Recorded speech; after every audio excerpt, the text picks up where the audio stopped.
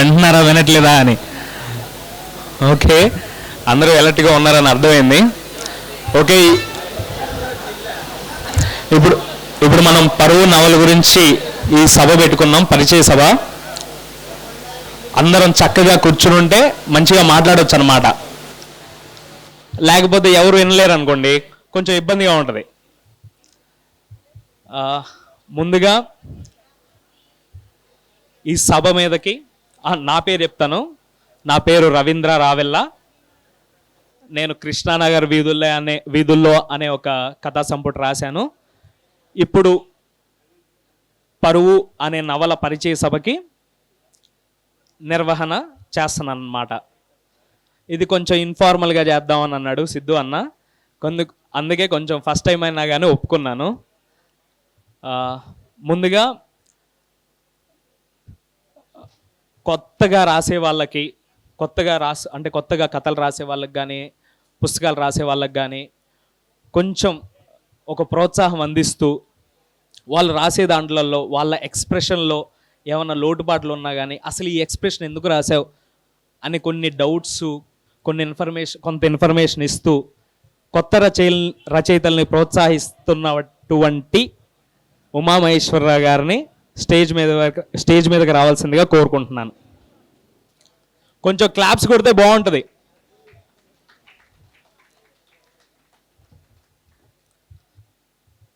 తర్వాత నేను బేసిక్గా మా ఊరు ఖమ్మం అండి.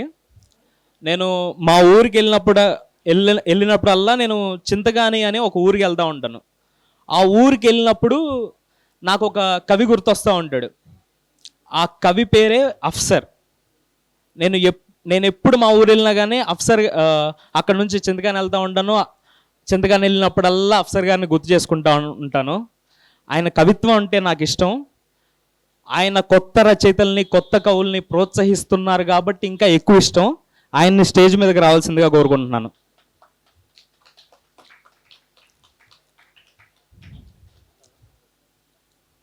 రచనైనా, కవిత్వమైనా, ఏదైనా సరే మనం రాయడం వల్ల అట్లీస్ట్ మనమైనా ఇబ్బంది పడాలి, చదివే వాళ్ళైనా ఇబ్బంది పడాలి అని నేను అనుకుంటాను. అలా ఇబ్బంది పెట్టేటటువంటి కథలు రాసిన మన అపర్ణ తోట గారిని స్టేజ్ మీదకి రావాల్సిందిగా కోరుకుంటున్నాను.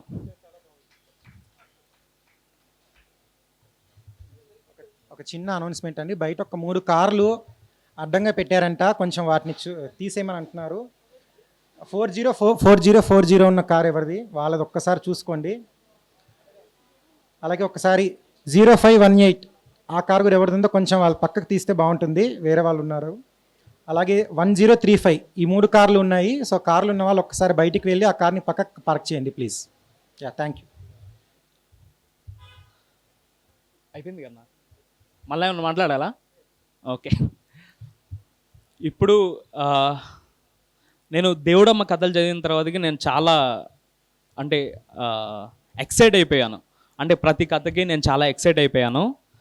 ఇప్పుడు ఈ నవల చదివిన తర్వాతకి నాకు అనిపించింది, ఓకే నేను కూడా ఇలాంటి ఏమన్నా ట్రాన్స్లేట్ చేయాలా అనే ఫీలింగ్ కలిగింది. అంత చక్కని ట్రాన్స్లేషన్ చేసినటువంటి ఈరోజు ఆమె గురించి ఎక్కువ మాట్లాడతారు కాబట్టి నేను తక్కువ మాట్లాడతాను. ఝాన్సీ గారిని స్టేజ్ మీదకి రావాల్సిందిగా కోరుకుంటున్నాను. రండి మేడం.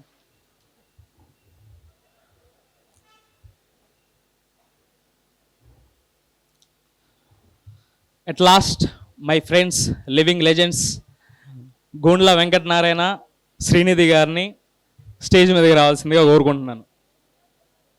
నారాయణ ముందు నువ్వు రావడానికి సిగ్గా?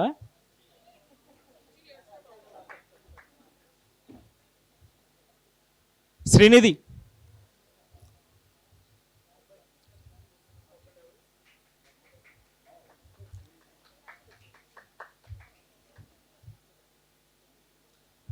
ఇప్పుడు చాలా బాగుంది, నాకు కూడా కొంచెం భయం పోయింది. భయమే లేదు కానీ కొంచెం ధైర్యంగా ఉంది. అందరూ ఇప్పుడు వింటూ ఉంటే నాకు కూడా కొంచెం బాగా అనిపిస్తూ ఉంటుంది అనమాట. అందరికీ చాలా బాగుంటుంది. అయితే ఇప్పుడు ఈ పరిచయ సభలో పరువు అనే నవల గురించి నేను లాస్ట్లో మాట్లాడతాను. ఇప్పుడు నేనేం మాట్లాడను. పరువు అనే నవల గురించి మాట్లాడవలసిందిగా అఫ్సర్ గారిని ఆహ్వానిస్తున్నాను.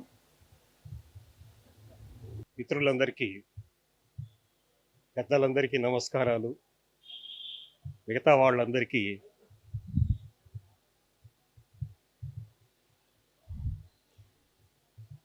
ఇవాళ ఏం మాట్లాడుతున్నానో నాకు తెలియదు. ఎందుకంటే ఈ నవల నేను ప్రతిరోజు రాత్రి, అంటే అమెరికా టైంలో నాకు 2:30కి మెలకు వస్తుంది రోజు.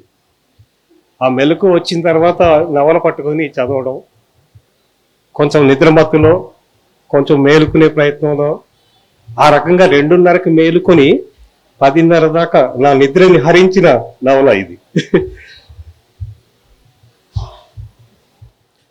చాలా విషయాలు మాట్లాడాలని ఉంది, కానీ ముఖ్యంగా 2-3 విషయాల గురించి నేను మాట్లాడబోతున్నాను. ఒకటి, ఈ నవల చదువుతున్నప్పుడు ఇది నవల అవుతుందా కాదా అనే ఒక సంశయం మనల్ని మధ్య మధ్యలో వేధిస్తూ ఉంటుంది.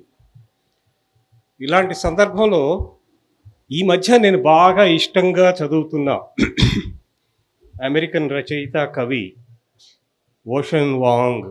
ఇతను వియత్నమీస్, కానీ అమెరికాలో స్థిరపడ్డ రచయిత. అతను అన్న ఒక మాట నాకు గుర్తొస్తుంది. అదేమిటంటే, I used to cry in a genre that no one read అన్నాడు. ఎవ్వరూ చదవని ప్రక్రియలో నేను ఏడుస్తూ ఉండేవాడిని. చాలా సందర్భాల్లో మనకి సందిగ్ధం వస్తుంది. అంటే అది కథ అవుతుందా, కవిత్వం అవుతుందా, నవల అవుతుందా, లేకపోతే ఒక పర్సనల్ ఎస్సే అవుతుందా, లేకపోతే ఆటోబయోగ్రాఫికల్ పీస్ అవుతుందా అనే సందిగ్ధం ఎప్పుడూ కలుగుతుంది మనకి. పరువు నవల చదువుతున్నప్పుడు అలాంటి సందిగ్ధం మరోసారి మనకి ఎదురవుతుంది.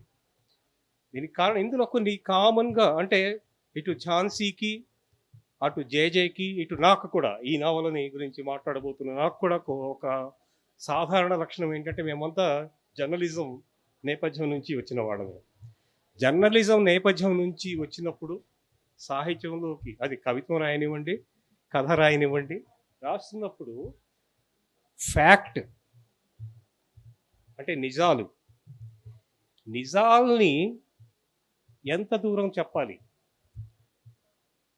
ఇమాజినేషన్ని ఎక్కడ మొదలు పెట్టాలి, అసలు ఆ రెండిటికీ మధ్య సరిహద్దు రేఖలు ఉన్నాయా అన్న సందిగ్ధం వస్తుంది. ఇది ప్రతిసారి జరుగుతుంది.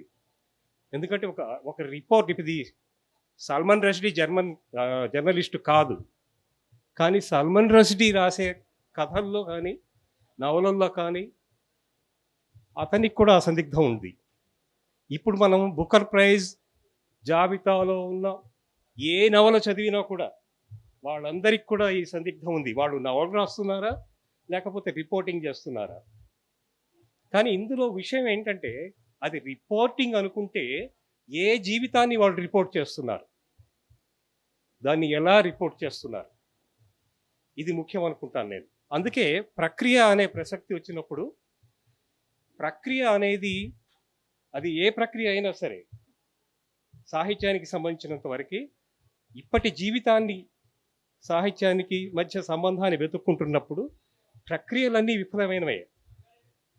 అంటే నవల పూర్తిగా సఫలమైన సందర్భాలు నేను చూడట్లేదు, అలాగే కథ పూర్తిగా సఫలమైన సందర్భాలు నేను చూడట్లేదు. ఇక కవిత్వం మాటకొస్తే, కవిత్వం 100కి 100 పాళ్ళు వైఫల్యమే.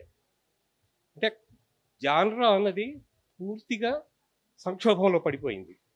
ఈ సంక్షోభ దశలో ఇప్పుడు మనం జేజే నవలని ఝాన్సీ పాపుదేసి అనువాదంలో చదువుతున్నప్పుడు, ఇందులో అనువాదానికి సంబంధించి నాకు కొన్ని అభ్యంతరాలు ఉన్నాయి. నేను చివరిలో మాట్లాడతాను. ఝాన్సీ అంటే నాకు చాలా ఇష్టం. నేను సారంగ కోసం రాయమని 1కి 10 సార్లు వేధించి సారంగలో, అంటే దేవుడమ్మ రచయిత్రిగా మాకు దేవుడమ్మ ఝాన్సీ. ఎందుకు ఇష్టం అంటే, ఝాన్సీకి ఝాన్సీ పాపుదేశీయమైన శైలి ఒకటి ఉంది. దేశీయమైన శైలి కానీ ఇది పాపుదేశీయమైన శైలి. ఇది ఝాన్సీ పాపుదేశీకి మాత్రమే పరిమితమైన దేశీయ శైలి. ఎందుకంటున్నానంటే ఈ మాట, చాలామంది కథకులకి అంటే మనం గొప్పగా చెప్పుకుంటున్నాం, మనకు గొప్ప కథలు ఉన్నాయి, గొప్ప కథల శైలి ఉంది అని చెప్పుకుంటున్నాం, కానీ నిజానికి మనకు అంత గొప్ప కథలేం లేవు. అది ఒక అపోహ. మనకు అద్భుతమైన కథలు వస్తున్నాయి అన్నది ఒక పెద్ద అపోహ. అలాగే మనకు అద్భుతమైన కథన శక్తి ఉంది అన్నది కూడా ఒక పెద్ద అపోహ. ఈ రెండింటిని బ్రేక్ చేసే రచయితలు మనకి వేళ్ల మీద లెక్క పెట్టదగిన వాళ్ళు ఉన్నారు. అలాంటి వాళ్ళల్లో ఝాన్సీ తప్పకుండా ఉంటుంది. తర్వాత నవల గురించి మాట్లాడడానికి వచ్చినప్పుడు అంటే మొదట్లో కొన్ని భాగాలు, కొన్ని అధ్యాయాలు నేను చదువుతున్నప్పుడు ఇది నేను ఉమామహేశ్వరరావు గారు దాని గురించి ఏం మాట్లాడతారు అన్నది నేను ఎదురు చూస్తున్నాను. నేను కథనానికి సంబంధించి భిన్న దృక్కోణాలని గురించి మాట్లాడుతున్నప్పుడు సాధారణంగా మనం రాషమన్ ఎఫెక్ట్ గురించి మాట్లాడుకుంటాం మనం. అయితే రాషమన్ ఎఫెక్ట్లో కథనాలకి విశ్వసనీయత లేదు, అన్రిలియబిలిటీ వాటి లక్షణం. కానీ పరువు నవలలో అదే ధోరణి, రాషమన్ ఎఫెక్ట్నే ప్రతి కథనంలోనూ ఒక పాజిటివ్ అంశాన్ని వీళ్ళిద్దరూ మనకి ప్రతిపాదిస్తారు. ఇక్కడ ఒక అంటే రాషమన్ ఎఫెక్ట్ని గురించి అంటే నాకు బాగా నచ్చిన ఒక డెఫినేషన్ ఏంటంటే, the naming of an epistemological framework are ways of thinking, knowing and remembering required for understanding complex and ambiguous situations. ఇది అంటే ఇంకా కొన్ని వేరే విషయాలు ఉన్నాయి రాషమన్ ఎఫెక్ట్లో. అంటే ఒక అనుమానాన్ని రాషమన్ ఎఫెక్ట్ ప్రతిసారి చదివే వాళ్ళలో కలిగిస్తుంది. కానీ పరువు నవలలో ఆ పాత్రల్ని గురించి ఆ పాత్ర కథనాలు వింటున్నప్పుడు మనకి ఈ అనుమానం అనేది తలెత్తదు. మనం ఆ పాత్రల్ని నిజంగా ప్రేమిస్తాం, వాటిని మనం ఓన్ చేసుకుంటాం, వాటితో పాటు మనం కలిసి ప్రయాణం చేస్తాం. చాలా సందర్భాల్లో అంటే నవల కొద్ది దూరం పోయిన తర్వాత అంటే కనీసం ఒక 50 పేజీల దాకా ఒక రిపోర్టింగ్ శైలిని జేజే అనుసరించారు. అంటే రిపోర్ట్ చేయడం అంటే అది ఆయన జర్నలిస్ట్ కాబట్టి ఇన్వెస్టిగేటివ్ రిపోర్టింగ్కి సంబంధించిన ఒక శైలిని ఆయన 50 పేజీల దాకా చెప్పుకుంటూ వచ్చారు. కానీ నేను బాగా ఐడెంటిఫై అయిన పేజీలు మిట్టు ప్రవేశించిన తర్వాత కథనంలో, అది 59వ పేజీ నుంచి అది మొదలవుతుంది. చాలా సందర్భాలు అంటే నన్ను నేను వెతుక్కుంటూ మిట్టులో మన వ్యక్తిత్వాన్ని వెతుక్కుంటూ మిట్టు ఏదైతే వెతుక్కుంటున్నాడో దాన్ని మనం కూడా వెతుక్కునే ఒక పని జేజే కలిగిస్తాడు. అది ఇంకా అందులో కూడా చాలా ఆసక్తికరమైన విషయాలు ఉన్నాయి. అంటే మారుత అని వ్యవహరించడం అంటే ఇది మనకి మెటీరియల్ కల్చర్ చాలా పెరిగింది. ఇది 90 తర్వాత పర్టికులర్గా ఈ జెస్సీ మిట్టు తరం వచ్చిన తర్వాత వస్తు సంస్కృతి అనేది చాలా కీలకం. అంటే వస్తు సంస్కృతి లేకుండా మనకి ఐడెంటిటీ లేదు.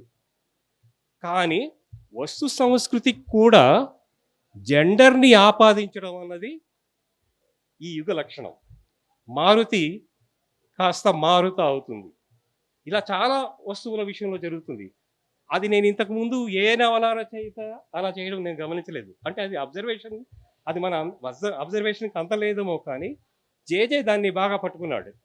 ఇది చాలా అంటే ఎలా జరుగుతుంది ఇది, ఈ జెండర్గా మార్చడం అన్నది ఒక స్త్రీ ఫిమేల్ వస్తువుని అంటే ఫెమినైన్ జెండర్ అని అనిపించే దాన్ని ఒక మ్యాస్కులినిటీని తీసుకురావడం దానికి, అది అంటే ఈ యువలక్షణంగా ఇంత చర్చ జరుగుతున్నప్పుడు కూడా, స్త్రీవాదానికి సంబంధించిన ఇంత చర్చ జరుగుతున్న కాలంలో కూడా అలాంటివి జరగడం, అది వస్తు సంస్కృతితో మొదలవడం అన్నది అంటే ఒకవైపు విడ్డూరంగా అనిపిస్తుంది, ఇంకోవైపు అది వాస్తవం కదా అనిపిస్తుంది. అలా మారుతున్న క్రమానికి అంటే ఆ మ్యాస్కులినిటీ అనేది పెరుగుతున్న క్రమానికి ఈ పరువు నవలలో జేజే వర్ణించిన దృశ్యాలకి, వర్ణించిన జీవితానికి చాలా దగ్గర సంబంధం ఉంది. ఎందుకంటే మొత్తం సమస్య అంతా మ్యాస్కులినిటీ వల్ల వచ్చింది. ఆనర్ కిల్లింగ్ అన్నది అంటే మొదటిసారి నేను ఈ పరువు హత్యల గురించి విన్నది పార్టీషన్ సందర్భంలో. పార్టీషన్ సందర్భంలో ముస్లింల వల్ల ముస్లింలు తాకారనో, ముస్లింలు మానభంగం చేసి ఉంటారో అనే అనుమానంతో చాలామంది స్త్రీలని, హిందూ స్త్రీలని చంపేశారు. బావుల్లోకి తోసేసి, లేకపోతే ఉరితాళ్ళలోకి ఉరి వేసి, ఈ ఆనర్ కిల్లింగ్ అనేది పార్టీషన్ సమయంలో మనకి చాలా ఎక్కువగా చర్చలోకి వచ్చింది కూడా. కమలా భాసిన్, రీతు మీనన్ వాళ్ళు రాసిన పుస్తకంలో the other side of violence అనే పుస్తకంలో పరువు హత్యల గురించి అదే మొత్తం అసలు స్టడీ మొత్తం కూడా పార్టీషన్కి సంబంధించిన స్టడీని అంతా అంటే ఫెమినిస్ట్ దృక్కోణాన్ని ఇవ్వడం ఒక ఎత్తు, ఆ ఫెమినిస్ట్ దృక్కోణంలో కూడా ఆనర్ కిల్లింగ్ నుంచి దాన్ని చర్చించడం ఇంకో ఎత్తు. అంటే మనకి ఈ చరిత్ర ఉంది. క్లాస్ అనేది, క్యాస్ట్ అనేది రెండు బలంగా ఉన్నప్పుడు అక్కడ జెండర్ ఒక దారుణమైన అణిచివేతకి సంకేతంగా మారుతుంది. ఆ మార్పుల్ని జేజే మనకి చూపిస్తాడు ఈ నవల్లో. ఇంకా కొన్ని పారాడాక్సికల్ నెరేషన్ ఒకటి నాకు బాగా నచ్చింది నవల్లో. అంటే ఒక సిట్యువేషన్ని తీసుకోవడం, దానికి ఖచ్చితంగా అపోజిట్ డైరెక్షన్లో కథని డైరెక్ట్ చేయడం.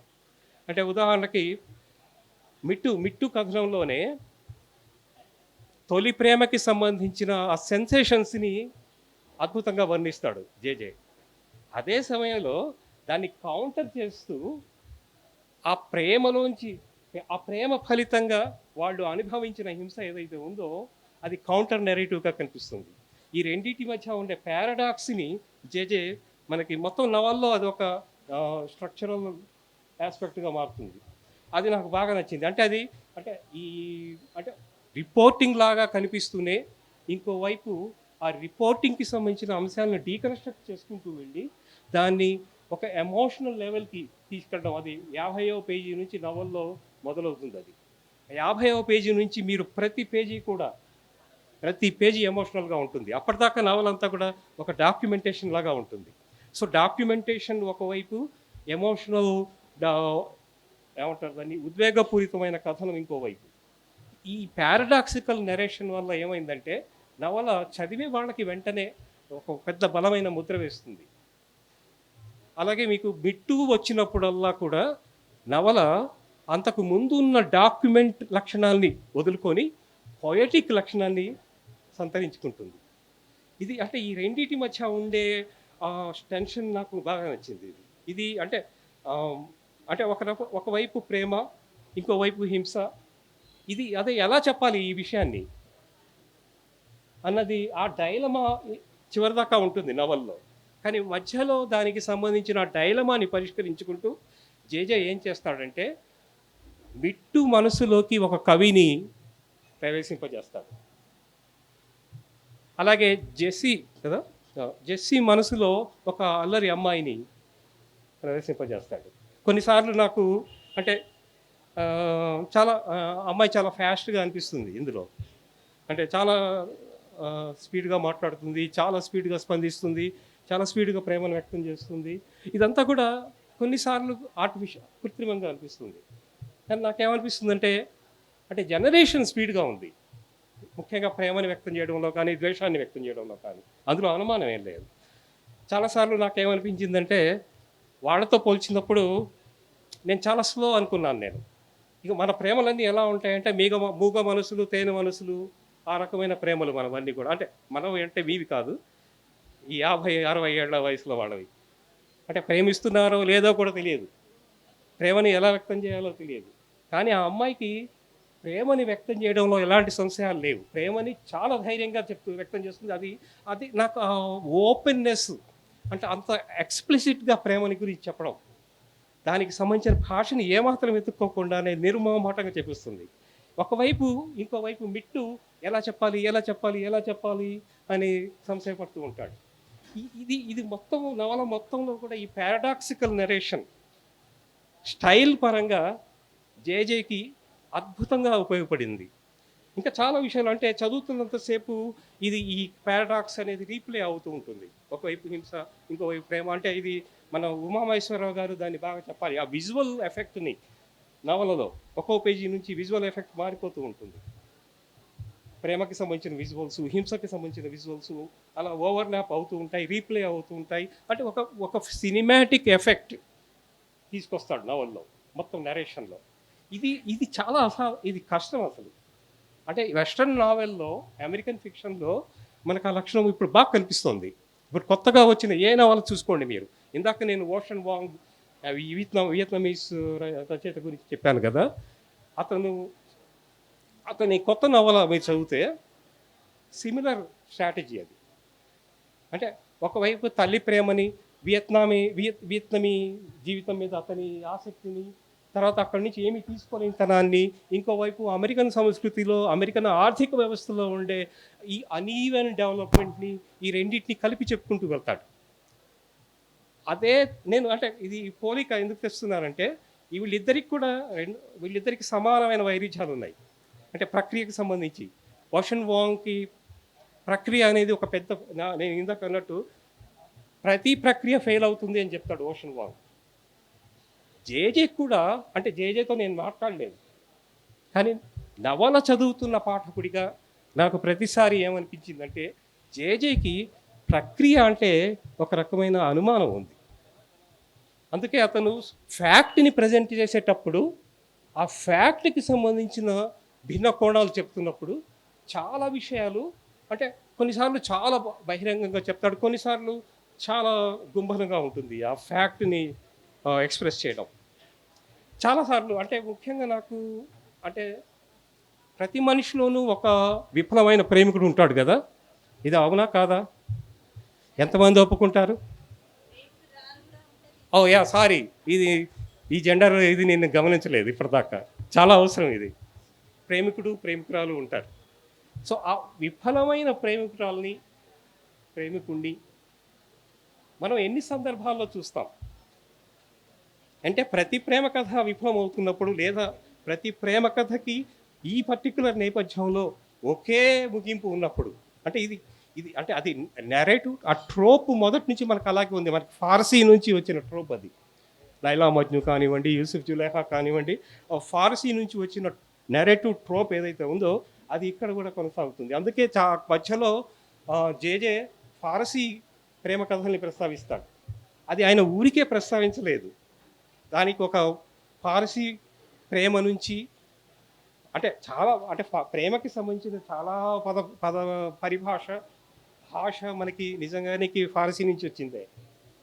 అది అంటే ఆయన ప్రేమని గురించి వర్ణించే సన్నివేశాలు దాని గురించి చాలా బాగా చెప్తాడు. అది నిజానికి కొన్ని వాక్యాలు చదువుతున్నప్పుడు నాకు అది పోయిటరీలోంచి అతను స్టీల్ చేశాడేమో అని అనుకున్న సందర్భాలు చాలా ఉన్నాయి. కానీ చాలాసార్లు ఏమనిపించిందంటే అంటే ఏమిటి ఇంత బాధ నాకు ఈ నవల చదువుతున్నప్పుడు.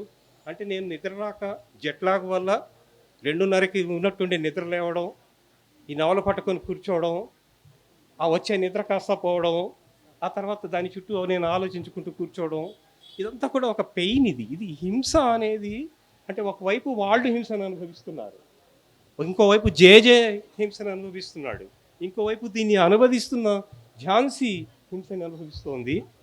పాఠకులకు కూడా హింసే ఇది. ఏమనిపిస్తుంది, ఇంత హింస అవసరమా మనకి లైఫ్లో, జీవితంలో అనే ప్రశ్న వస్తుంది. కానీ సమాధానాలు లేవు దానికి. ఎందుకంటే ఏ ప్రేమ కథలో అయినా కూడా అంటే చివరికి ఏం కావాలి. ఇప్పుడు ఆ మహానటి సావిత్రి గురించి ఏదో 2:30 కన్నీటి చుక్కలు లేదా 1:30 కన్నీటి చుక్కలు అని ఉంది. కానీ 2:30 కన్నీటి చుక్కలకి పరిమితమైన ప్రేమ కథను నేను ఇంతవరకు చూడలేదు. ప్రతి ప్రేమ కథలో ఒక కన్నీటి సముద్రమే. ఈ నవల చదువుతున్నప్పుడు 2-3 సముద్రాలు, అంటే రచయిత కూడా ఒక సముద్రం, అనువాదకురాలు ఇంకో సముద్రం, కనీసం 4 సముద్రాలు ఇక్కడ ఢీకొంటూ ఉంటాయి. అవి పాఠకుడి మనసుని ఢీకొంటాయి వచ్చి. అంటే ఏం కావాలి ఒక పాఠకుడిగా, నేనేం కోరుకోవాలి నవల్లో? అంటే ప్రేమని గురించి ఆలోచించాలా, హింసని గురించి ఆలోచించాలా, లేకపోతే మానవ సంబంధాల్లో, కుటుంబ సంబంధాల్లో వస్తున్న ముఖ్యంగా కులం వల్ల కానివ్వండి, జెండర్ వల్ల కానివ్వండి, వాటిల్లో వస్తున్న మార్పుల్ని గురించి నేను ఆలోచించాలా? అంటే ఎన్ని విషయాల్ని ఆలోచించే శక్తి నాకు ఉంటుంది అన్న ప్రశ్న వస్తుంది ప్రతిదీ. కానీ నవల చేయాల్సిన పని అదే. నవల ఒకేసారి అనేక స్థితుల్ని కల్పించి ఆ అనేక స్థితులకి కొన్ని ప్రశ్నల్ని సృష్టించి వాటికి సమాధానాలు వెతికే పని పెడుతుంది నవల. ఇవాళ పరువు నవల చదువుతున్నప్పుడు కూడా మనకి అలాంటి సమాధానాల్ని వెతుక్కునే పని తగులుతుంది. ఒక సందేశం అయితే ఉంది నాకు మొత్తం మీద ఏంటంటే, నేను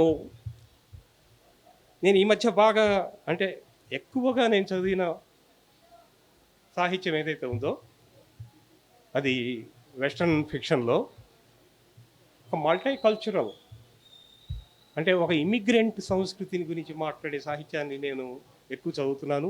అదే నాకు ఇష్టంగా కూడా ఉంటుంది. ఎందుకంటే ఆ ఇమ్మిగ్రెంట్ సంస్కృతిలో ఉండే సంఘర్షణలు ఏవైతే ఉన్నాయో అవి నాకు బాగా దగ్గరగా వస్తాయి. ఆ స్థితులు అన్నీ కూడా నాకు చాలా అవసరమైన స్థితుల్లాగా అనిపిస్తాయి. కానీ పరువు నవల చదువుతున్నప్పుడు కూడా పరువు నవల్లో కూడా ఆ అమ్మాయి ఇమ్మిగ్రెంటే ఒక రకంగా కదా. కానీ ఆ ఇమ్మిగ్రెంట్ కల్చర్ ఏదైతే ఉందో అంటే దానికి సంబంధించిన పెయిన్ని కూడా మిట్టు తన నెరేషన్లో చెప్తాడు. సో అది అంటే ఆ చెప్పడం ఏదైతే ఉందో అందులో రకరకాల కోణాలు ఉన్నాయి. అంటే అందులో కెనడా జీవితం ఉంది, ఇండియా జీవితం ఉంది. వినిపించట్లేదా? కెనడా జీవితం ఉంది, ఇవన్నీ కూడా అంటే ఇటు భారతదేశంలో జీవితం, అటు కెనడాలో జీవితం.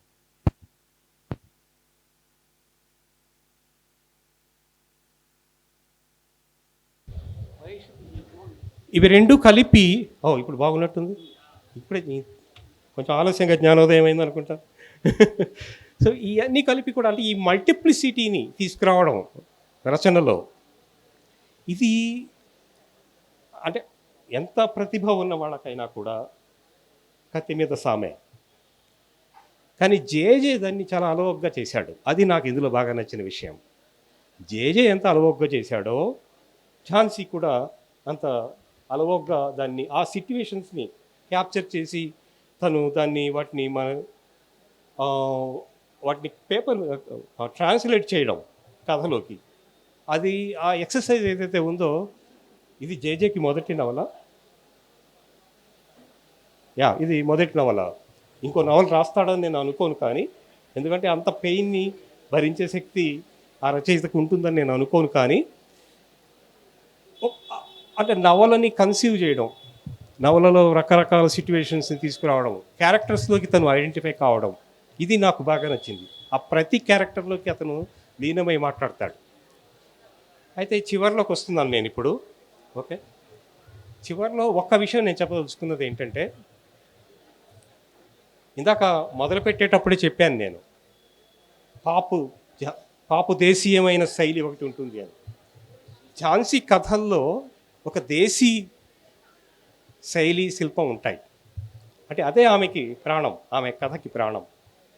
నవల కొన్ని భాగాలు అన్ని చోట్ల కాదు, పర్టికులర్గా మిట్టుకి సంబంధించిన భాగాలు వచ్చినప్పుడు అనువాదం చాలా సాఫీగా అందంగా వచ్చింది. కానీ లీగల్ విషయాలు వస్తున్నప్పుడు చాలా సందర్భాల్లో నవల ఒక జర్నలిస్టిక్ స్టైల్లోకి మారుతుంది.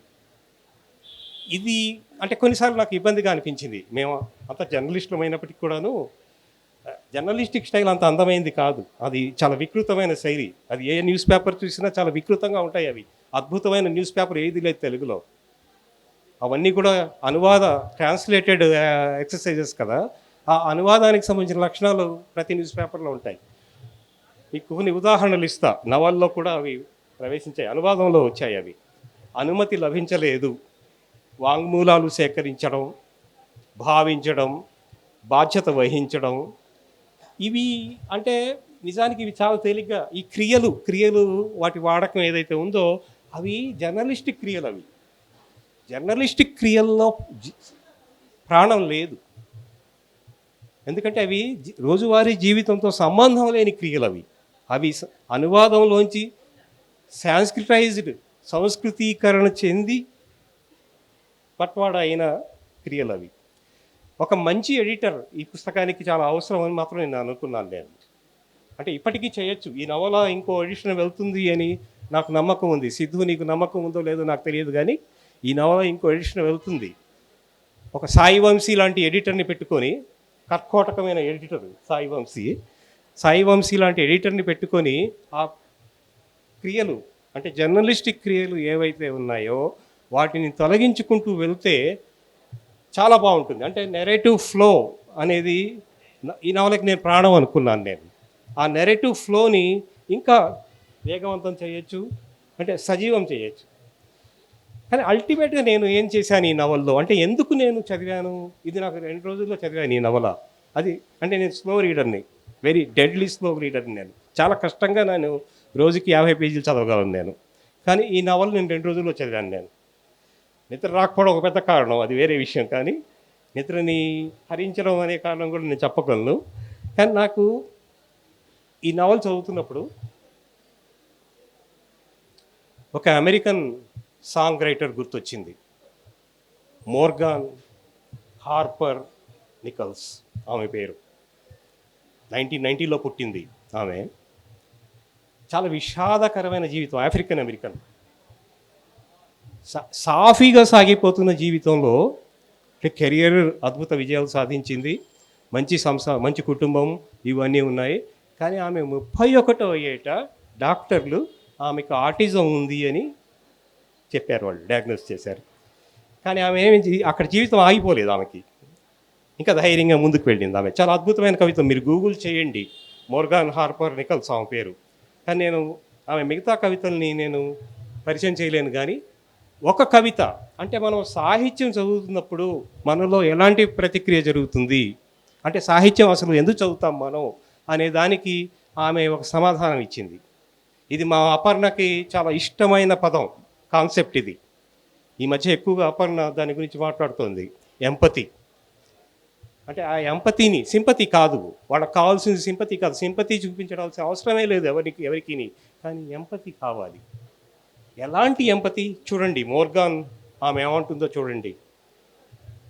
Let me hold the door for you, let me hold the door for you. I may have never walked in your shoes. I may have never walked in your shoes. But I can see your souls are worn. I can see your souls are worn. Your strength is torn. Under the weight of a story, under the weight of a story, ఇది నాకు చాలా ముఖ్యమైన పదం. Under the weight of a story, I have never lived before. Let me hold the door for you. Let me hold the door for you. After all you have walked through, it is the least I can do. అంటే ఒక బాధాకరమైన జీవితాన్ని గురించి చదువుతున్నప్పుడు మనం ఏం చేయగలం, ఏమి చేయలేము. నిజానికి వాళ్ళ జీవితాల మీద మనకేమి అంటే మనకుండే ఆసక్తి ఎలా ఉంటుంది అంటే వాటిల్లో మనం ఎంత ఎన్ని రకాల ఎమోషన్స్ని మనం చూడగలం అని మనం ప్రయత్నిస్తుంటాం. ఆ ఎమోషన్స్ని మన జీవితాల్లో కూడా వెతుక్కునే ప్రయత్నం చేస్తాం మనం. కానీ అది కాదు కావాల్సింది. నువ్వు ఆ జీవితాలతో ఎంతవరకు నువ్వు మమేకం అవుతున్నావు, ఆ జీవితాల్లోకి నువ్వు ఎంతవరకు ప్రవేశించగలుగుతున్నావు, ఇది చాలా ముఖ్యం అనుకుంటాను నేను. అంటే మిగతా చాలా విషయాలు మాట్లాడవచ్చు, సాహిత్యానికి ఫలానా ప్రయోజనం ఉండాలి అని చాలా విషయాలు చెప్పవచ్చు. కానీ బేసిక్ పర్పస్ ఏమిటి అంటే ఎంపతి. అది కలిగించినప్పుడు ఆ సాహిత్యానికి గొప్ప ప్రయోజనం సిద్ధించినట్టే. ఆ ఒక్క మాటతో, ఇంకొక చివరి మాటతో ఇప్పుడు నేను సెలవు తీసుకుంటా. ఒకే ఒక్క పాఠం ఏంటంటే 111 పేజీల నవల, 111 పేజీల నవల చదివిన తర్వాత అనిపించింది ఏంటంటే, అంటే అలాంటి ఒక కథ మన కళ్ళ ముందు జరుగుతున్నప్పుడు, ఒక మిట్టు మన కళ్ళ ముందు కదులుతున్నప్పుడు మనలో ఎంతమంది జేజేలాగా స్పందించగలరు, జేజే లాంటి ఎంపతిని ఎంతమంది చూపించగలరు అన్నది ప్రశ్న. ఈ సందర్భాలు మారుతున్నాయి, యాంత్రికంగా మారుతున్న జీవితంలో ఎమోషన్స్ కూడా యాంత్రికంగా మారుతున్నాయి. చాలా కష్టం. అంటే సానుభూతి చూపిస్తాం లేదా 100 రూపాయలు ఇస్తాం, కానీ ఎంపతి ప్రకటించడం అనేది అంత తేలిక కాదు. వాళ్ళ షూస్లోకి వెళ్ళి వాళ్ళ బాధని చూడడం, వాళ్ళ ప్రయాణాన్ని అంచనా వేయడం ఏదైతే ఉందో అది అంత తేలిక కాదు. అందుకే ఈ నవల చదివిన తర్వాత కేవలం 2 వాక్యాల్లో దాని ఎసెన్స్ని చెప్పాలి అనుకుంటే, ఇవాళ ఇక్కడ కనిపించే మనిషి, ఇక్కడ నిలబడి మాట్లాడే మనిషి ఇంకొక క్షణంలో ఏమవుతాడో తెలియదు. ఇంకొక క్షణంలో ఉండొచ్చు, ఉండకపోవచ్చు ఆ అమ్మాయిలాగే. కానీ మిట్టులాగా విషాదాన్ని మోసేవాళ్ళు ఉంటారు జీవితాంతం. వాళ్ళకి మనం చేయగలిగింది ఏంటంటే కాసేపు నిలబెట్టి ఒక కౌగిలి ఇవ్వడం, మనస్ఫూర్తిగా ఒక కౌగిలి ఇవ్వడం. ఇంకో క్షణంలోకి వాళ్ళ జీవితాలు ఆత్మహత్య వైపో ఇంకో రకమైన మృత్యువులోకో వెళ్ళకముందే మనకి ఈ క్షణంలో బతకడంలోని ఉత్సాహాన్ని, ప్రేమని, తృప్తిని ఇవ్వగలగడం. కనీసం మాట్లాడాలి మనుషులతో మనం. అది నాకు ఈ నవల ఇచ్చిన సందేశం. థ్యాంక్ యూ సో మచ్ జేజే, ఝాన్సీ. అనువాదం చాలా బాగుంది. రెండో ముద్రణలో కొన్ని జాగ్రత్తలు తీసుకోండి, అంతవరకు చాలు. Thank you so much. చాలా థ్యాంక్ యూ సార్.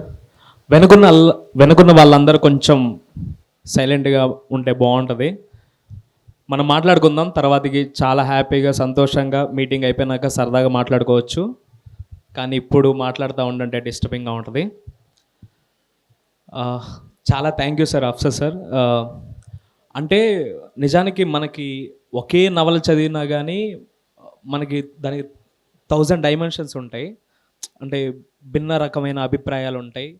అంటే ఒకే రోజు మన మన ఫ్రెండు మనం ఒకే ప్లేస్కి వెళ్తాం, ఆ రోజంతా మనం ఒకే విధంగా ఫీల్ అవుతాం, ఒకే విధంగా లీడ్ చేస్తాం. కానీ ఇద్దరూ ఫీల్ అయ్యేది వేరు ఉంటుంది.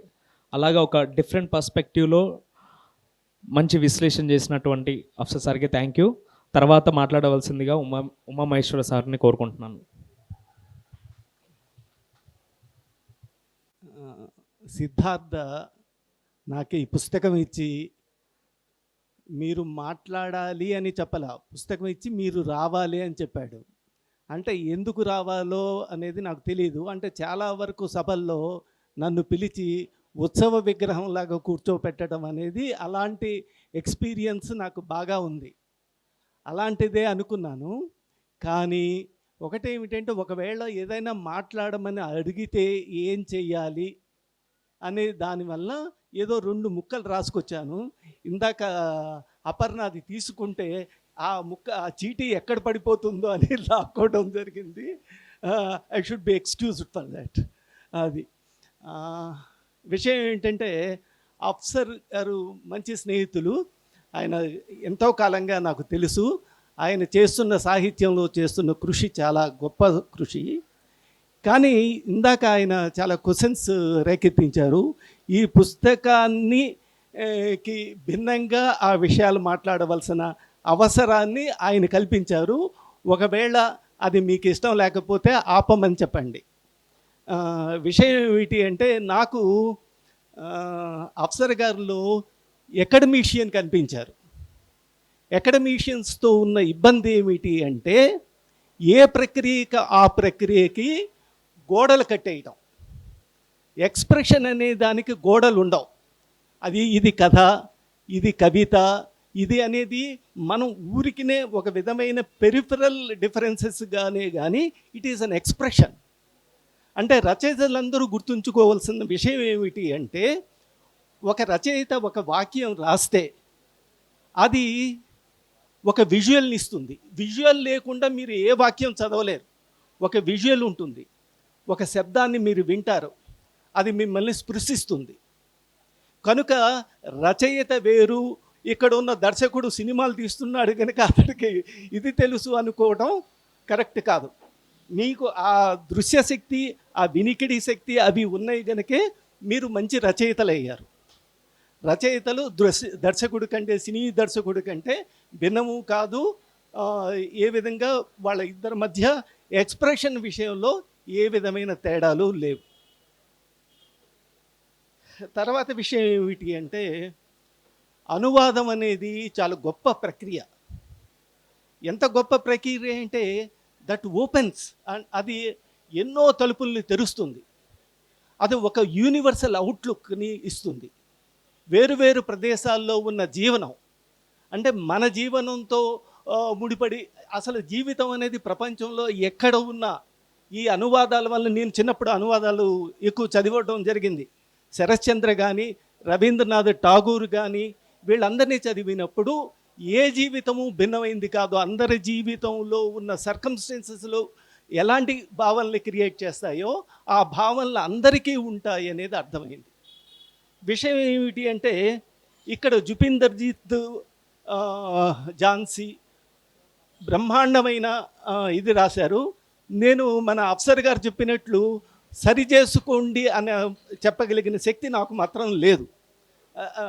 కానీ ఈ నవల నాకు చాలా బాగా నచ్చింది. ఎంత బాగా నచ్చింది అంటే, వాళ్ళలో ఆ క్రియేటివిటీ, అంటే అనువాద రచయిత్రి గొప్ప విషయం ఏమిటి అంటే ఆ లుసిడిటీ అండ్ క్రియేటివిటీ, క్లారిటీతో ఒక పుస్తకంని అర్థం చేసుకుని దాంతో తాదాత్మ్యం చెంది అది ఒక భాషలోకి తీసుకురావాలి అంటే, ఆ ఒరిజినల్ రైటర్ రాసిన దాన్ని తీసుకురావాలంటే ఎంతో కృషి చేయవలసిన అవసరం ఉంది. అలాంటి కృషి చేయడంలో ఝాన్సీ గారు బాగా సక్సెస్ అయ్యారని, చాలా బాగా చేశారని నేను నమ్ముతున్నాను. తర్వాత విషయం ఏమిటి అంటే, ఇది యూనివర్సల్ అవుట్లుక్ అనేది ఇవాళ నేరో డొమెస్టిక్ వాల్స్ అంటాడు ఎవరు, Rabindranath Tagore, where the mind is without ఫియర్లో. నేరో డొమెస్టిక్ వాల్స్, ఆ నేరో డొమెస్టిక్ వాల్స్లోకి మనం ప్రవేశిస్తున్నాం. మన చుట్టూ గోడలు ఏర్పడుతున్నాయి. సెగ్రిగేషన్ అనేది ఒక సంస్థాపరంగా మన మీద రుద్దబడుతుంది. దానికి వ్యతిరేకంగా నిలబడవలసిన అవసరం మనకు ఉంది. రచయితలందరూ చేయవలసిన పని, మనల్ని విడదీస్తున్న, మనల్ని రేస్ పేరు చెప్పి, క్యాస్ట్ పేరు చెప్పి, మతం పేరు చెప్పి, ప్రాంతం పేరు చెప్పి, భాష పేరు చెప్పి, ఇలాగ మన మధ్య క్రియేట్ చేస్తున్న వీటికి వ్యతిరేకంగా మనం నిలబడవలసిన అవసరం ఉంది.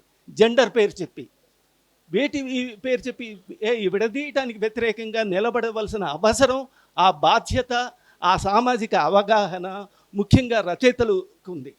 ఆ రచయితలు ఇప్పుడు first world war, second world war తర్వాత ఇవి ఇది లీగ్ ఆఫ్ నేషన్స్ అని కానీ, లేకపోతే యునైటెడ్ నేషన్స్ అనేది కానీ ఇది పెట్టినప్పుడు రచయితలు ముఖ్యంగా ఆలోచించే వాళ్ళు వాళ్ళ యొక్క కర్తవ్యాన్ని వాళ్ళు నిర్వర్తించకపోవడం అనే దాని మీద బ్రహ్మాండంగా ధ్వజమెత్తబడి, డ్రాఫ్టింగ్లో కూడా ధ్వజమెత్తడం జరిగింది. అలాంటి రేపు మిమ్మల్ని రాబోయే తరాలు తిట్టకుండా ఉండాలని మీరు సామాజిక బాధ్యతతో అవి చేయవలసిన అవసరం ఉంది. తర్వాత విషయం ఏమిటి అంటే, ఈ అనువాదం చేయటం అనేది ఎంత కష్టం అనేది నాకు తెలుసు. హెరాల్డ్ పింటరు ఒక బ్రహ్మాండమైన నాటక రచయిత. ఆయనకి నోబెల్ ప్రైజ్ వచ్చింది. ఆ నోబెల్ ప్రైజ్ తీసుకునే సమయంలో ఆయన డెత్ బెడ్ మీద ఉన్నాడు. ఆయన ఒక నోబెల్ ప్రైజ్ విన్నింగ్ స్పీచ్ ఒకటి రాశాడు. ఆ స్పీచ్లో ఆయన అది ఎంత గొప్ప ఇది ఏమిటి అంటే, అమెరికన్ ఇంపీరియలిజాన్ని దుయ్యబట్టాడు దాంట్లో. ఆ విషయాన్ని నేను ట్రాన్స్లేట్ చేయడానికి ట్రై చేశాను. ట్రాన్స్లేషన్లో నా వాక్య నిర్మాణం అది బాగాలేదని నాకు తెలిసిన, నేను ప్రొఫెసర్గా పిలిచే ఒక వ్యక్తిని అది ఇవ్వటం జరిగింది. ఆయన ఏవో మార్పులు చేశారు, ఎంతవరకు ఇది చేశారు. ఆఖరికి అది ఒక పత్రికలో ప్రచురితమైంది. దాంట్లో హెరాల్డ్ పింటరు కనిపించడు. అది చూసి ఇదేమిటి అని నేను పారిపోవలసి వచ్చింది. దాంట్లో ఆయన కల్పించుకున్న ఆయన కూడా చూసుంటాడు. ఆయన కూడా భయపడి వెళ్ళిపోయి ఉంటాడు. ఆయన రాసింది ఏమిటో ఆయనకే తెలిసి ఉండదు. అంటే ఇలాంటి ప్రమాదాలు జరుగుతాయి. ఇలాంటి ప్రమాదాలు దీంట్లో ఇవి ఎక్కడా జరగలేదు. తర్వాత ఇంకొక విషయం ఉంది. మనకి రేమాండ్ విలియమ్స్ ఆయన కీవర్డ్స్ అనేది రాశాడు. ఆ కీవర్డ్స్ అనేవి మనకి చాలా అవసరం. మన తెలుగు కూడా మనం ఉపయోగించే పదాలు, ఆ పదాలు ఏ విధమైన స్ఫూర్తిని, ఏ విధమైన విషయాన్ని జనానికి అందిస్తున్నాయి అనేది మనకు తెలియవలసిన అవసరం ఉంది. రేమాండ్ విలియమ్స్ ఆ పని చేశాడు. మన తెలుగులో ఇప్పుడు పరువు అనేది వాళ్ళు అవతల వాళ్ళు ఏదైతే చేస్తున్నారో, ఏదైతే దుర్మార్గం చేస్తున్నారో వాళ్ళు ఉపయోగించే పదం. దాంట్లో పరువు ఎంత అని మనం ప్రశ్నించటం వలన వాళ్ళ పదాన్ని కూడా మనం ఒప్పుకున్న వాళ్ళం అవుతాం. మనం చేయవలసింది ఏమిటంటే అది ఒక దురహంకారం, దుర్మార్గం అని చెప్పవలసిన అవసరం ఉంది. దురహంకారమైన పని అది. ఆ హత్య కానీ అది కానీ దురహంకారమైన పని. ఈ దురహంకారమైన పని జరగటానికి గల కారణం ఏమిటి అంటే, దానికి గల కారణాలు మనందరికీ తెలిసింది. మన దాంట్లో అంటే ఆల్విన్ టాఫ్లర్ దీని గురించి ఏమిటి, పవర్ స్ట్రక్చర్ గురించి 3 విషయాలు చెప్తాడు. మనీ అంటే వెల్త్ అనండి, దానికి పర్యాపదాలు ఉన్నాయి కదా, ఇన్కమ్, ఇలాంటి పదాలు చాలా పర్యాపదాలు ఉన్నాయి. ఆ మనీ యొక్క పవర్. తర్వాత స్ట్రెంగ్త్, అది మజిల్ పవర్ అవ్వనివ్వండి, ఆర్మ్స్ పవర్ అవ్వనివ్వండి. ఈ మధ్య అమెరికా దగ్గర ఉన్నది బ్రహ్మాండమైన ఆర్మ్స్ పవర్ కదా, ఆ పవర్ అని కానీ అలాంటి వాటిలన్నిటినీ వాటి గురించి. తర్వాత ఇంటెలిజెన్స్ ఏమిటి, మాకే అన్నీ తెలుసు, మేం చెప్పిందే మీరు వినాలి అన్న ఒక దౌష్ట్య అయిన విషయం. ఇంటెలిజెన్స్, మేము ఎక్కువగా చదువుకున్నాము, మాకే తెలుసు, మీకేమీ తెలియదు. నువ్వు రాబోయే తరాల వాళ్ళకి విషయం చెప్పాలి. వీళ్ళకి తెలిసిన ఇంటెలిజెన్స్ ఏమిటి అంటే ఆధిపత్య ధోరణి అనేది ఆ పవర్ స్ట్రక్చర్లో భాగం. వీటిలన్నిటి ద్వారా ఈ పవర్ స్ట్రక్చర్ వల్లనే ఇలాంటి హత్యలు జరుగుతూ ఉంటాయి. ముఖ్యంగా స్త్రీ అనేది అంటే అసలు ఫ్యామిలీ వ్యవస్థే చాలా దుర్మార్గమైన వ్యవస్థ. అంటే చాలామంది బాధపడవచ్చు. ఫ్యామిలీ వ్యవస్థ అనేది ఏర్పడటానికి ప్రైవేట్ ప్రాపర్టీ కారణం. అంటే ఎలాంగేషన్ ఆఫ్ ప్రైవేట్ ప్రాపర్టీ. ఆ ప్రైవేట్ ప్రాపర్టీ ఒక తరం నుంచి ఇంకొక తరానికి ఏర్పరచడానికి ఏర్పడిందే ప్రైవేట్ ఫ్యామిలీ వ్యవస్థ. ఆ ఫ్యామిలీ వ్యవస్థ నిలబడింది ముఖ్యంగా, దాన్ని ఊతం పుచ్చుకుంది, దానికి ఒక విధమైన జమేదారుగా నిలబడింది ఎవరు అంటే పేట్రియార్కల్ సిస్టమ్. ఆ పేట్రియార్కల్ సిస్టమ్ అనేది ఎంత దుర్మార్గమైన విషయం ఏమిటి అంటే, స్త్రీని ఒక చట్రంలో బిగించటం, ఒక వాళ్ళు పెంచుకునే చిలకలాగా దాన్ని ఇది చేయటం. తమకు అనుగుణంగా తమ యొక్క మాటలే వాళ్ళు మాట్లాడాలి, తమ యొక్క ప్రతిష్టల్నే, తమకి ఏదైతే గౌరవం ఉందో ఆ గౌరవాన్ని అందించాలి.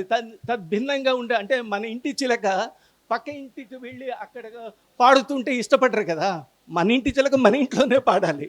అంటే ఆ విధమైన ఓన్ చేసుకోవటం అనే దాన్ని, అది చాలా దుర్మార్గమైన విషయం. పేట్రియార్కల్ సిస్టమ్ కానీ లేకపోతే దానితో అనుబంధమైన దీంట్లో స్త్రీ హత్య చేయిస్తుంది. అంటే పేట్రియార్కల్ సిస్టంతో ముడిపడిన వాళ్ళందరూ, వాళ్ళు జెండర్ కూడా డిఫరెన్స్ ఆడవాళ్ళు కూడా అయ్యి ఉండొచ్చు, పిల్లలు కూడా అయ్యి ఉండొచ్చు. ఆ పిల్లలు కూడా నేను చూశాను ఇలాంటి హత్యల్లో పాల్పంచుకోవటం. అంటే వాళ్ళ తమ్ముళ్ళు, అన్నలు వాళ్ళు కూడా పాల్పంచుకోవటం ఇలాంటి హత్యల్లో నేను చూడటం జరిగింది. అంటే ఇది ఈ విధమైన మనస్తత్వాన్ని కూడా మన తోటి ప్రపంచం సమర్థిస్తుంది.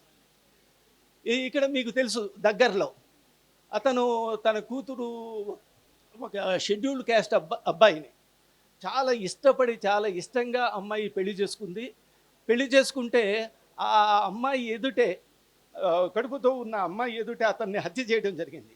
విషయం ఏమిటి అంటే, ఆ తండ్రిని చాలామంది పొగడటం జరిగింది. ఎంత దుర్మార్గమైన విషయం అంటే, ఆ విధమైన వాతావరణాన్ని, ఆ విధమైన దీన్ని క్రియేట్ చేశారు. ఆ క్రియేట్ చేసిన దానికి వ్యతిరేకంగా ఒక చాలా చెప్పవలసిన విషయం ఉంది ఇక్కడ. దీంట్లో ఇందాక చెప్పిన ఆల్విన్ టాఫ్లర్ చెప్పిన దీంట్లో ఒక విషయం అతను చెప్పల. ఎందువల్లంటే ఆ రచయిత ఒక అవతల వాళ్ళకి సంబంధించిన వ్యక్తి. అంటే ఏ విషయాన్నైనా అనలైజ్ చేసి చెప్పడానికి ట్రై చేస్తారే కానీ మౌలికమైన విషయాల్లోకి దూరి చెప్పకపోవటం. అంటే ఇక్కడ రేస్, కులం, లేకపోతే హైరార్కీ, వీటి వలన కూడా పవర్ స్ట్రక్చర్ అనేది డిస్టర్బ్ అవుతుంది. దాని గురించి అతను పొరపాటును చెప్పాల. ఆధిపత్యం గురించి ఇప్పుడు ఆధిపత్యం గురించి మాట్లాడు, ఇప్పుడు ఏమిటి అట్లాస్ ఏమిటి ఆవిడ ఫ్రేమ్డ్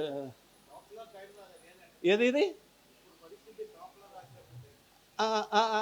కాదు కాదు అంటే ఎప్పుడు మీకు సమాజంలో ఉన్న మౌలిక లక్షణాలు మారినప్పుడు, అంటే లాంగ్ బ్యాక్ క్యాస్ట్ లేకపోతే ఇన్ని వేల సంవత్సరాలుగా మీరు ఎప్పటి నుంచి ఆఫ్రికా నుంచి స్లేవ్స్ని తీసుకొచ్చారో దాని తర్వాతేగా రాసింది. దానికి సంబంధించిన విషయం ఆల్విన్ టాప్లర్ స్ఫురించకపోతే తప్పు కదా. మీకెందుకు ఈ విషయం గురించి చెప్పాలి అంటే, ఒక పెద్ద విప్లవం, సామాజిక విప్లవం లేకపోతే పొలిటికల్ విప్లవం సాగుతున్నప్పుడు టాల్స్టాయ్ దాన్ని పట్టించుకోకపోవటం మీద లెనిన్ అభ్యంతరం చెప్పాడు. అది అంటే ఒక రచయిత, నేను ఇక్కడ ఉన్న వాళ్ళందరూ రచయితలు కనుక నేను ఆ విషయం చెప్తున్నాను. మనం ప్రతి విషయాన్ని సూక్ష్మంగా గ్రహించాలి. ఏ విషయం ఒక విధమైన హెజమనికి, పెత్తందారీతనానికి ఉపయోగపడుతుంది, ఆ పెత్తందారీతనం చేసే దుర్మార్గాలు ఏమిటి, అవి తేటతెల్లం చేసినప్పుడు మాత్రమే మన యొక్క అస్తిత్వానికి అర్థం ఉంది, లేకపోతే లేదు. అది ఈ విషయం చెప్పేది. తర్వాత ఈ పబ్లిషర్స్ వాళ్ళు రాసుకున్న మాటలు నాకు చాలా నచ్చినాయి. ఆ పబ్లిషర్స్ని ముఖ్యంగా నేను ఒక పబ్లికేషన్స్ వాళ్ళని నేను ఇది చేస్తున్నాను. ఏమిటి అంటే, అనవసరమైన విషయాల్ని అనవసరాల్ని వడపోసి, అంటే అనవసరం అనేది ఏమిటి, మానవ జీవితానికి, ప్రజా బాహుళ్యానికి ఉపయోగపడింది ఏదైనా సరే అది అనవసరమే. దాన్ని వడపోయవలసిన అవసరం ఉంది. తర్వాత ఇంకొక విషయం ఏమిటి అంటే, మేము ఎప్పుడు కాంతినే ప్రసిద్ధిస్తాం. అంటే మీరు ఇది చూడండి, ఇది మీకు చీకట్లో ఉంది, చీకట్లో ఉన్న దాన్ని చూపిస్తున్నాము అని చెప్పగలగాలి. ఆ పని ఈ పబ్లిషర్స్ చేస్తున్నందుకు నాకు చాలా ఆనందంగా ఉంది. రెండవది ఏమిటి అంటే,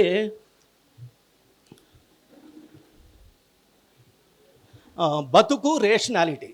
మన బతుకులో ఉన్న ప్రతి అంశం, మనుగడలో ఉన్న ప్రతి అంశం రేషనాలిటీ మీద ఆధారపడి ఉంది.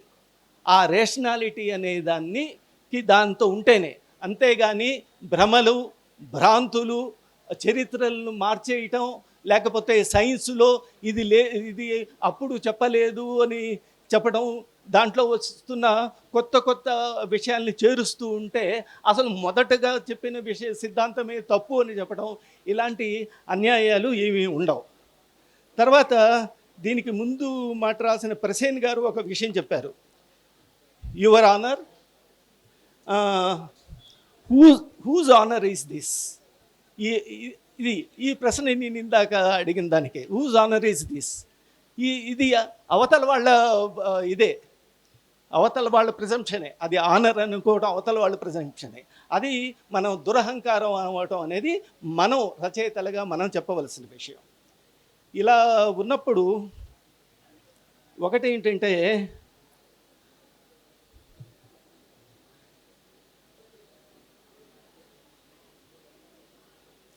ఇందాక ఒక విషయం వచ్చింది. అదేమిటి అంటే, ఓరల్ హిస్టరీ. ఈ మధ్య అంటే ఈ పుస్తకం ఓరల్ హిస్టరీకి సంబంధించిన పుస్తకం. ఇది హిస్టారికల్ డాక్యుమెంట్, బ్రహ్మాండమైన ఇది. ఓరల్ హిస్టరీ అంటే ఏమిటి అంటే, ఆ పద్ధతిని ఈ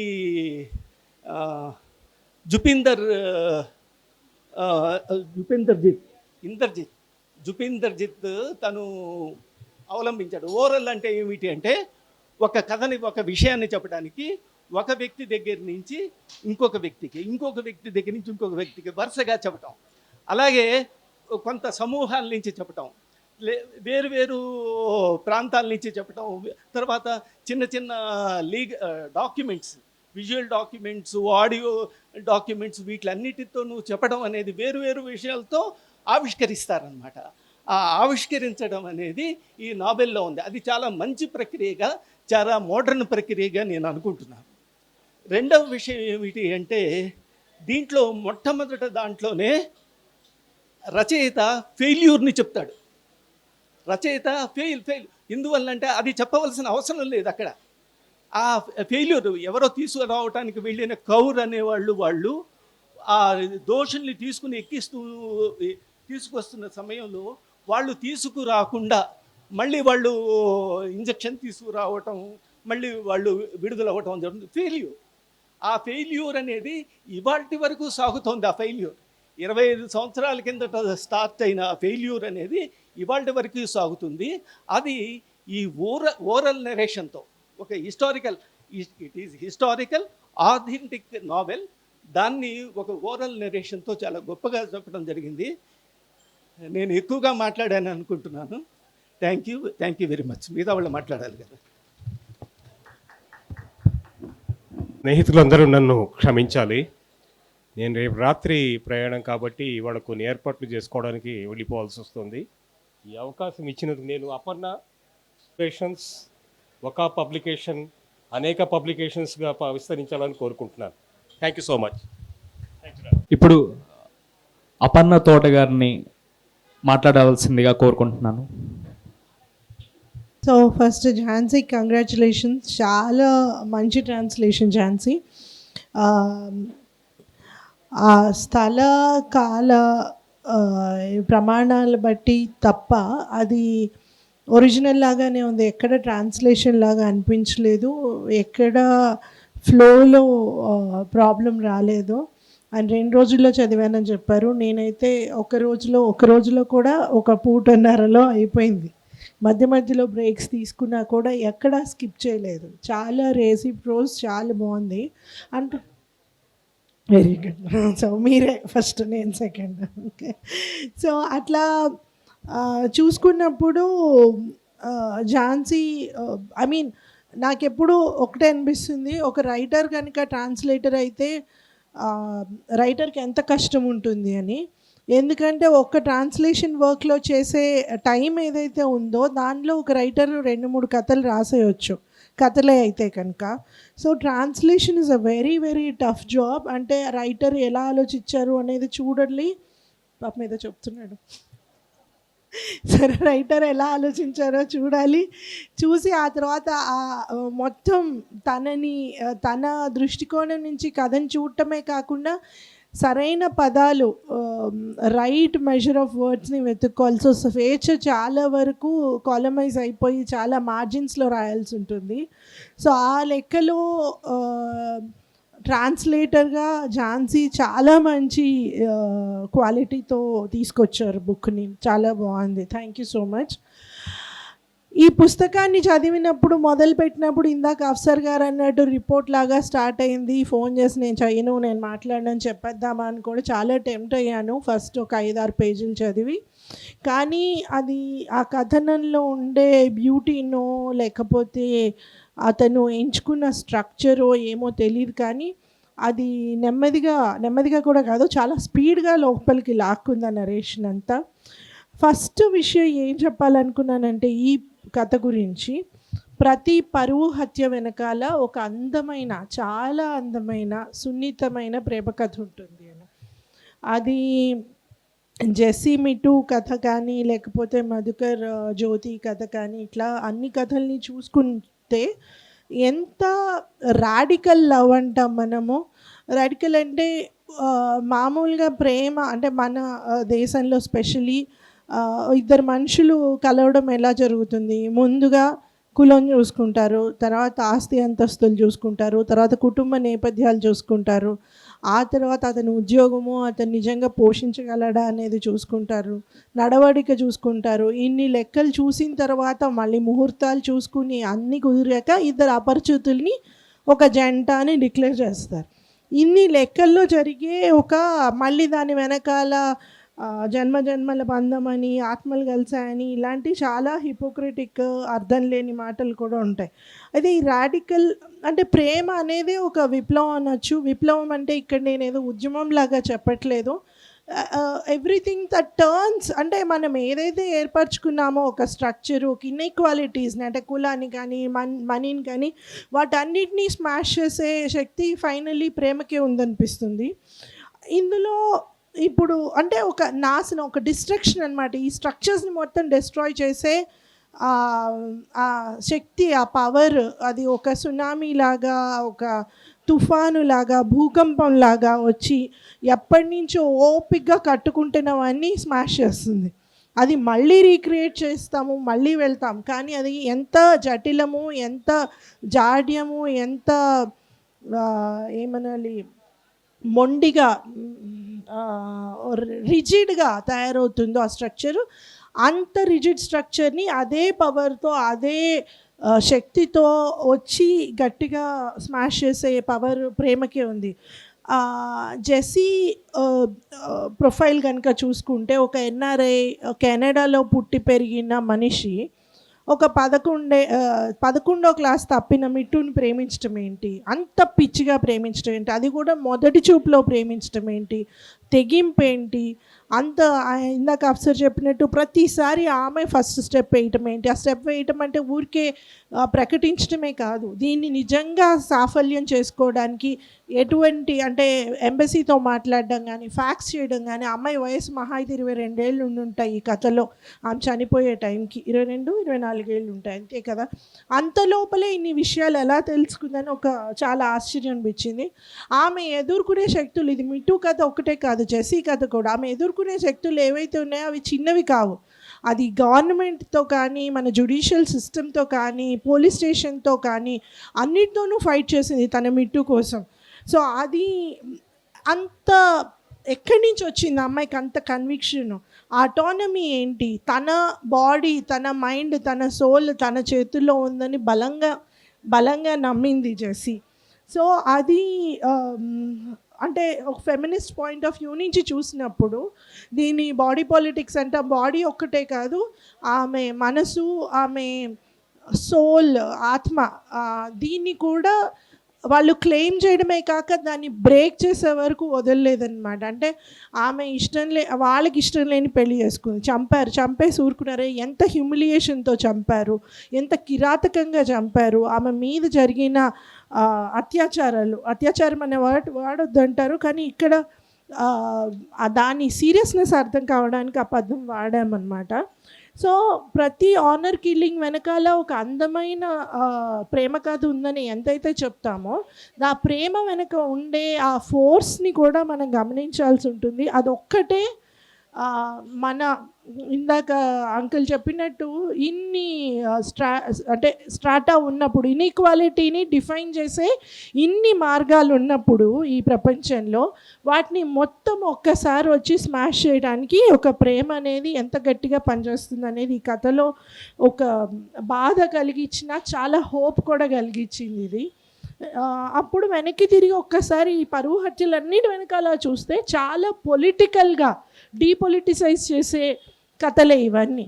అంటే మనం చూస్తే పరువు హత్యల వెనకాల మొత్తం కులం ఎంత స్ట్రాంగ్గా పనిచేస్తుందో, కులాన్ని అంత డిస్ట్రాయ్ చేసే ప్రేమ, డబ్బు ఎంత పవర్ఫుల్గా ఉంటుందో దాన్ని డిస్ట్రాయ్ చేసే ప్రేమ, రాజకీయంగా చాలా పరపతి ఉన్నప్పుడు దాన్ని డిస్ట్రాయ్ చేసే ప్రేమ, ఎన్ని రకాలుగా అవుతుందనేది ఒకటి చూశానన్నమాట. ఈ పుస్తకంలో ఆల్రెడీ మాట్లాడేశారు, ఒక థ్రిల్లర్ లాగా, ఒక అద్భుతమైన స్క్రీన్ ప్లేతో, అద్భుతమైన ఇమేజరీస్తో పొయటిక్గా సాగిపోతుంది. ఇదంతా నేను జుపీందర్ పెద్ద కష్టపడ్డారు అనుకోవట్లేదు, ఆయన ఎలా అయితే ఫీల్ అయ్యారో దాన్నే ఒక ప్రాపర్ ఆర్డర్లో పెట్టుకుని వచ్చారు, అంతకనే లేదు. ఏ ఒక్క వాక్యము ఆయనది కాదని అనుకోవడానికి లేదు. తర్వాత ఇందులో చివరికి ఎవరికి న్యాయం జరిగింది, ఎవరు గెలిచారు అనుకుంటే చాలా బాధపడే విషయం ఏంటంటే, ఆఖరణ ఈ ఆటలో మొత్తం అన్యాయం ఆటలు ఆడిన వాళ్ళే గెలిచారు. వారికి ఎటువంటి శిక్ష పడలేదు, పడినా కూడా చాలా ఈజీగా బెయిల్ నుంచి వచ్చారు. నిజమైన శిక్ష మిట్టుకే పడింది, మిట్టు వాళ్ళ అమ్మకి పడింది. సో అది చాలా కష్టం అనిపించింది. సో మళ్ళీ again about the translation quality it's really beautiful. నాకేమనిపించిందంటే పరువు హత్య అంటే మనం ఒక వార్తలానే చదువుతాం, కానీ దాని వెనకాల ఉండే కథ ఏంటి, దానిలో న్యాయం సంపాదించుకోవడానికి జరిగే పోరాటం ఏంటి, ఆ పోరాటంలో 21 సంవత్సరాలు 22 సంవత్సరాలు కష్టపడ్డాడు మిట్టు. ఇందులో మిట్టు ఇంకా చాలా ఉంది, మళ్ళీ స్పాయిలర్స్ అంటారు అవన్నీ చెప్పడానికి. కానీ ఇంత అంటే ఒక పరువు హత్య అంటే మనం పరువు హత్య ఒక చిన్న కాలంలో ఒక స్టోరీని మాత్రమే వింటాం, దాని వెనకాల సంవత్సరాల ప్రేమ కథ, దాని తర్వాత పోరాట గాథ గురించి ఎవరికీ తెలీదు. సో ఇలాంటి కథలు ఇంకా చాలా రావాలని మాత్రం అనుకుంటున్నాను. Thank you Jhansi. Thank you ma'am. అందరూ కొంచెం సైలెంట్గా ఉంటే అందరికీ వినపడతా ఉంటుంది. తర్వాత విప్లవ్ శ్రీని పుస్తకం గురించి మాట్లాడాల్సిందిగా కోరుకుంటున్నాను. అందరికీ హలో. పరువు అనే నవలని ఓపెన్ చేసి ఒక 1-2 పేజెస్ చదివిన తర్వాత నాకు ఈ గాయం ఏదో నిన్న మొన్న అనుభవించిన పెయిన్ లాగుంది కదా అని అనిపించింది. ఒక 2 మినిట్స్ తర్వాత ఇంకొన్ని పేజీలు తిప్పిన తర్వాత ఏమనిపించిందంటే, అరే ఇది ఒక ఫార్ములా కదా, అంటే ఇప్పుడు జరుగుతున్న ఇన్సిడెంట్స్కి దీన్ని ఈజీగా సబ్స్టిట్యూట్ చేయొచ్చు కదా అనిపించింది.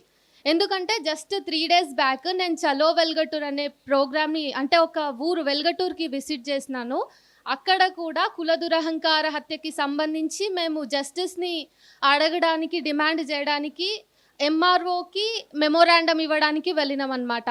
సో అక్కడ ఒక బాధితుడు ఎవరైతే చనిపోయిన ఆ వ్యక్తి ఉన్నాడో, ఆ ఘటనకి పరువు నవలలో ఝాన్సీ గారు అనువదించిన మిట్టుకి పెద్ద తేడా లేదు. కాకపోతే మన జీవితంలో మొన్న ఆ మల్లేష్ అనే వ్యక్తి చనిపోయాడు, ఇక్కడ మిట్టు బ్రతికిపోయి జెస్సీ చనిపోయింది, అంతే తేడా.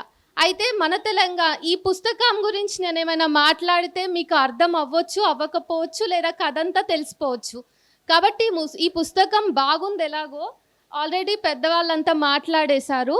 అయితే ఒక చిన్న అభ్యర్థన ఏంటంటే, నేను N9 మీడియాలో న్యూస్ ప్రజెంటర్గా వర్క్ చేస్తా. ఈ నేపథ్యంలో ఇలాంటి కుల దురహంకార హత్యల గురించి చాలా కేసెస్లో నేను మాట్లాడి లైవ్గా, అంటే సంఘటనా స్థలానికి వెళ్ళి బాధితులతో ఇంటరాక్ట్ అయ్యి లాంగ్ టర్మ్గా వాళ్ళతో రిలేషన్షిప్ మెయింటైన్ చేసిన ఎక్స్పీరియన్స్తో ఏంటంటే, ఫస్ట్ మేము మా ఛానల్ తరఫున అబ్జెక్ట్ చేసిన అంశం ఏంటంటే, దీన్ని పరువు హత్యలు అని కాకుండా, ఆర్డర్ కిల్లింగ్స్ అని కాకుండా కుల దురహంకార లేదా అహంకార హత్యలు అని చెప్పాలి. ఎందుకంటే ఇక్కడ ఎవరి పరువు పోయింది అంటే, ఒక వ్యక్తిని చంపేస్తే జస్టే నా కులం వాడిని నేను పెళ్లి చేసుకున్నందుకు నా ఇంట్లో వాళ్ళ పరువు పోతుంది అంటే, మరి వాళ్ళు నన్ను కానీ నా భర్తను కానీ చంపేస్తే అప్పుడు వాళ్ళ పరువు మిగిలిపోతుందా? అంటే వాళ్ళ పరువుని అట్లా కాపాడుకుంటారా?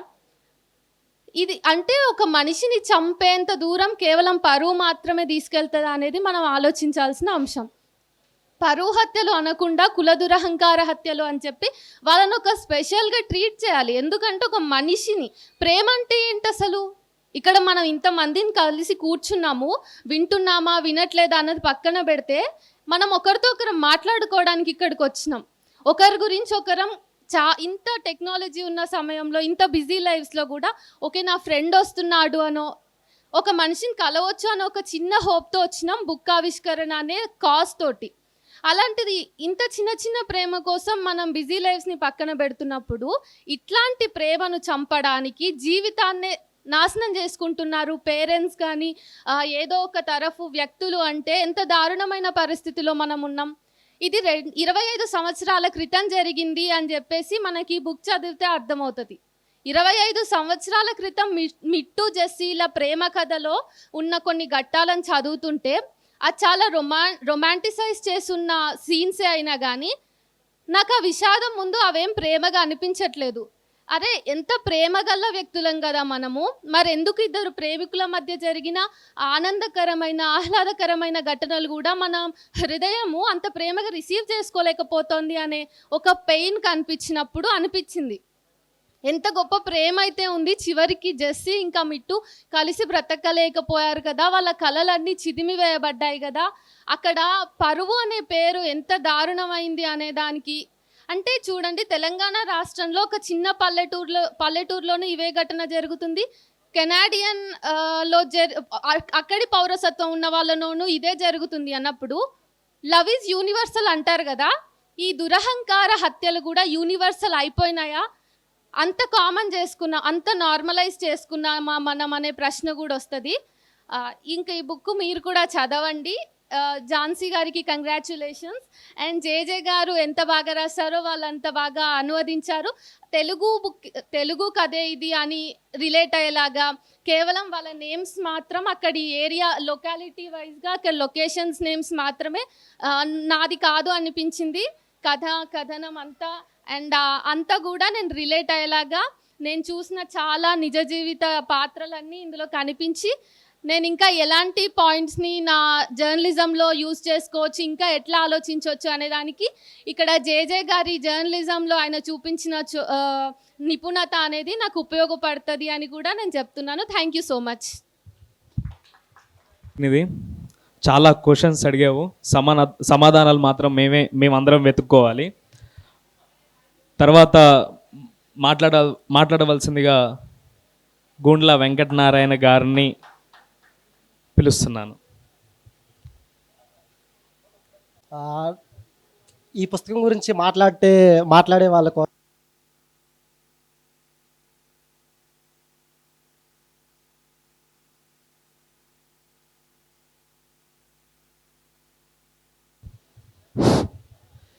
ఇంత ఓపికగా ఉన్న అందరికీ ముందుగా కృతజ్ఞతలు. ఎందుకంటే ముందు మనం మనుషులను ప్రేమించి తర్వాత ఏదైనా ప్రేమిద్దాం. అయితే ఇప్పుడు చివరిగా రచయిత కంటే ముందు రవి పిలిచినప్పుడు నా మనసులో ఏముందంటే, జెస్సీని ప్రేమించడానికి మిట్టు ఎలాగైతే లోపల గుండెదాడతో భయపడతా ఉన్నాడో, ఈ పుస్తకం గురించి మాట్లాడటానికి కూడా ఆ కుర్చీలో కూర్చొని నేను అలాగే భయపడుతూ ఉన్నా. ఎందుకనంటే ఇది కేవలం పుస్తకం గురించి మాట్లాడే మాటలు కాదు, నేను మాట్లాడే మాటలు కూడా కాదు. అయితే పుస్తకం రాసిన రచయిత గురించి 2 మాటలు అయితే చెప్దాం అనుకుంటున్నా, తర్వాత కొనసాగిస్తా, మిమ్మల్ని వదిలిపెట్టను నేను. మీకు చేతనైతే నా ముఖాన్ని ఈ దేశపు ముఖ చిత్రంగా ముద్రించండి, సుందరమైన భవిష్యత్తుగా చరిత్ర పుటల్లోకి పరివ్యాప్తిస్తాను అని అంటాడు కలేకూరి. అచ్చంగా అలాంటి పుస్తకమే ఇది. ఇందులో అలాంటి చాలా విషయాలు ఉన్నాయి ఈ విషయంలో. ఇంకో మాట ఏమంటాడంటే, ఒక దేశంలో ఒక కవి ఉన్నాడంటే అక్కడ ప్రతిపక్షం ఉన్నట్టే అని అంటాడు. అలాంటిది రెండో విషయం జుపేందర్ సింగ్కి సంబంధించి. మిట్టు మీద 6 కేసుల తర్వాత, అంటే ఫాల్స్ కేసుల తర్వాత కూడా అతను 6 సార్లు జైల్లో ఉండి 7వసారి అతను మళ్ళీ ఇప్పుడు కూడా జైల్లో, వెంకటనారాయణ ఇక్కడ మాట్లాడుతున్న టైంలో కూడా మిట్టు అక్కడ చిత్రహింసలు పడుతున్న టైంలో కూడా ఒక విషయం ఏంటంటే, ఎన్నో ప్రయత్నాలు చేసిన జేజే చివరికి అతను చివరి ప్రయత్నంగా సాహిత్యాన్ని ఎంచుకున్నాడు. అందుకని ఈ పుస్తకానికి చేయటానికి కారణం.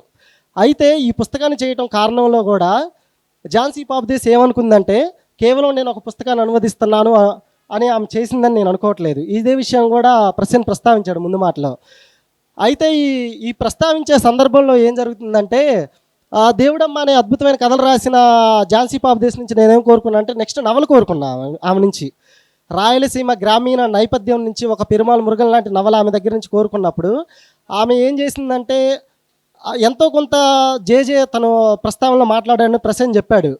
ఏ విషయం కొంచెం నేను ఫిక్షన్ యాడ్ చేశానని కూడా అతను అన్నాడు. ఏ విషయంలో, వాళ్ళ ప్రేమకు సంబంధించిన విషయంలో.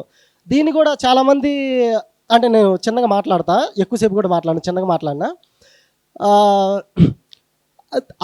అంటే ఇది ఏం జరిగిందంటే, ఒక ముందు మాట్లాడుతా ఝాన్సీ పాపదేశ్ ఏమన్నదంటే, 2 తెలుగు రాష్ట్రాల్లో కులాంతర ఆర్థిక అసమానతల మధ్య హత్యగా ఉంచబడుతున్న వ్యక్తుల కోసం చేశాను అని అన్నది. కానీ దాని తర్వాత ఒక మాట ఆమె రాసింది ఏంటంటే, కొంతమంది అయినా సెన్సిటివ్ అవుతారని చెప్పి ఈ అనువాదం చేశాననే మాట ఉంది చూడు, అది చాలా ముఖ్యమైన విషయం ఈ నవల విషయంలో. ముఖ్యంగా అంటే మనం చాలాసార్లుగా ఒక మాట నేను విన్నది ఏంటంటే, కుల హత్యలు పరువు హత్యలు ఎందుకు అయ్యాయి మన రాష్ట్రాలలో, మేబీ మన దేశంలో కూడా. ఇంకోటి మెహర్ ఏమంటాడంటే, చాలామంది అంటే 100 సంవత్సరాలుగా మన కమ్యూనిస్టులు ఏం ఒప్పుకోరంటే, క్యాస్ట్ను ఒప్పుకోరు, క్లాస్ను ఒప్పుకుంటారు. కానీ భారతదేశంలో క్లాస్ చాలా పెద్దది, క్యాస్ట్ చాలా పెద్దది క్లాస్ కన్నా. ఈ విషయం జుపేందర్ సింగ్ రాసిన ఈ పరువు నవల చదివితే కానీ మనకు అర్థం కాదు. ఇందులో ఇంకో విషయం, అతను కొంత మిట్టు స్వాగతం, మిట్టు చెప్పే విషయాల గురించి మాట్లాడేటప్పుడు కొంత సినిమాటిక్గా రాసినప్పటికీ కూడా అతను అనుకున్నది ఏంటంటే కొన్ని అతను రాసిన ఈ వెబ్ సిరీస్లుగా సినిమాలుగా ఇలాగా ఒకే అయినప్పుడు ఇతను 2 రకాలుగా అనుకో ఉండొచ్చు అని నా అభిప్రాయం. ఒకటి, నేను అతనికి న్యాయం చేయలేకపోయా ఇన్నాళ్ళు పోరాటంలో, దాదాపు 17, 19, 25 ఏళ్ళుగా అతను న్యాయం చేయలేకపోయినప్పుడు చివరిగా అతను సాహిత్యాన్ని ఎంచుకున్నాడు. అంతకన్నా ఆధునిక పరికరం ఏంటంటే, ఆధునిక కళ ఏంటంటే సినిమా. ఇది సినిమాగా రూపొందిన, అంటే కొన్నిసార్లు మిట్టు గురించి, జెస్సీ గురించి, వీళ్ళ గురించి వచ్చి ఉండొచ్చు, కానీ ఇంకా ఏదో మిగిలిపోయిందని అతని లోపల ఉందనుకుంటా. అందుకని ఈ నవల రాసి ఉంటాడని కూడా నేను అనుకుంటున్నా. అయితే ఇంకోటి ఏంటంటే, దీన్ని మాట్లాడతా అంటే నేను ముందు మాటల గురించి మాట్లాడతాను అనుకోవద్దు, నవల గురించి కూడా మాట్లాడతా. ప్రసేను దీన్ని రిపోర్టింగ్ పద్ధతి అనాలా, లేకపోతే ఫస్ట్ పర్సన్లో పాత్రల గురించి రాసుకున్న పద్ధతి అనాలా, లేకపోతే డాక్యుమెంటరీ అనాలా అని అన్నాడు. కాకపోతే దీన్ని నేను ఎలాగనుకుంటున్నానంటే, ఇంకోటి కూడా యాడ్ చేయాల్సింది ఏంటంటే స్క్రీన్ ప్లే విధానం కూడా అంట. శ్రీశ్రీ తను చనిపోయటానికి ముందుకు కూడా నేను ఒక సినిమా స్క్రీన్ ప్లే పద్ధతి, ఒక అద్భుతమైన నవల రాయాలని నాకు ఎప్పటి నుంచో కోరుకుందని చెప్పాను అన్నాడు. అది పూర్తి చేయకుండా అతను చనిపోయాడు. ఇది ఎంతో కొంత అలాంటిది పూర్తి చేసిందని నేను అనుకుంటున్నా. ఆ రోజుల్లో చక్రపాణి శరత్ నవల్ అనువాదం చేసినప్పుడు అతను శరత్ అనేవాడు తెలుగువాడు మాత్రమే, ఎక్కడో బెంగాల్లో నివసిస్తాడు, అక్కడ బువ్వ తింటాడు, గంజి తాగుతాడు అనేది నమ్మలేదు తెలుగు వాళ్ళు. ఎలాగో రేపటి రోజున ఝాన్సీ పాపదేశ్ వల్ల జుపేంద్ర సింగ్ అనేవాడు కూడా ఎక్కడో పంజాబ్లో ఉండి రిపోర్టర్గా పనిచేస్తా నవలు రాస్తాడని కూడా ఎవరు నమ్మడం. అలాంటి రచన ఇది. అయితే నేను ఇంకొక విషయం కూడా ఏం చెప్పాలనుకుంటానంటే, మనం శిల్పం, శైలి, టెక్నిక్ ఇలాంటి విషయాలు మాట్లాడేటప్పుడు కొన్నిసార్లు ఏం జరగాలంటే, వీటి విషయంలో సామాజికంగా ప్రివిలేజ్లు, రిజర్వేషన్లు ఎలాగుంటాయో సాహిత్యం విషయంలో కూడా అలాంటివి ఉంటాయని నేను కోరుకుంటా. ఈ రోజున ఇప్పుడు నేను మాట్లాడేటప్పుడు కూడా ఎవడో ఒకడు హత్యకు గురి కావచ్చు, ఎవరో ఒక అమ్మాయి అత్యాచారానికి గురి కావచ్చు. ఇవన్నీ కూడా కేవలం అత్యాచారాలు, కేవలం హత్యలు కావు. అది పరువు, కేవలం ఆర్థికమని కూడా నేను చెప్పలేను, ప్రాంతం అని కూడా నేను చెప్పలేను, మతం అని కూడా చెప్పలేను. ముఖ్యంగా పనిచేసేది క్యాస్ట్ అనేది ఎంతెంత దుర్మార్గమైనదంటే, ఏముంది, మనకు కరోనా అనేది చాలా చిన్న విషయం అబ్బా. మహా అయితే ఏమైంది, ఏదో గాలి ద్వారా, మాట ద్వారా, ఒక స్పర్శ ద్వారా వ్యాపించద్దంటారు. కానీ అవన్నీ లేకుండా కూడా మరి కులం ఎలా వ్యాపిస్తుంది? అది ఎంత పెద్ద వ్యాధి కదా. మరి అలాంటి వ్యాధిని మనం రూపుమాపాలి కదా. అలాంటి రూపుమాపటానికి ఏం కావాలి?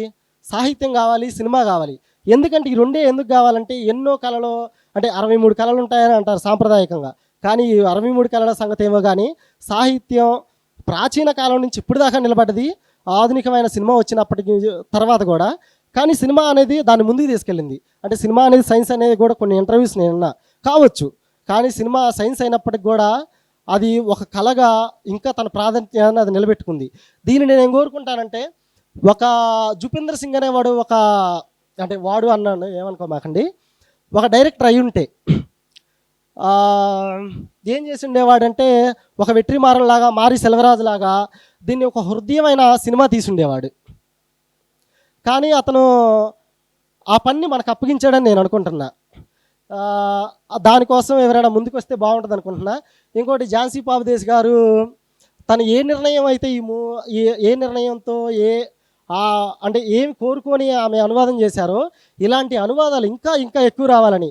ఏది జ్ఞానపీఠ అవార్డు వచ్చినాయో, నోబెల్ ప్రైజ్ వచ్చినాయో, బుక్కర్ ప్రైజ్ వచ్చినాయో కాదు నాకు కావాల్సింది, ఇలాంటి నవలు నాకు అనువాదాలు కావాలని నేను ఆమె నుంచి కోరుకుంటున్నా. Thank you. అంటే ఈ అవకాశం ఇచ్చిన వకా వాళ్ళకి, అనువాదకులకు కూడా.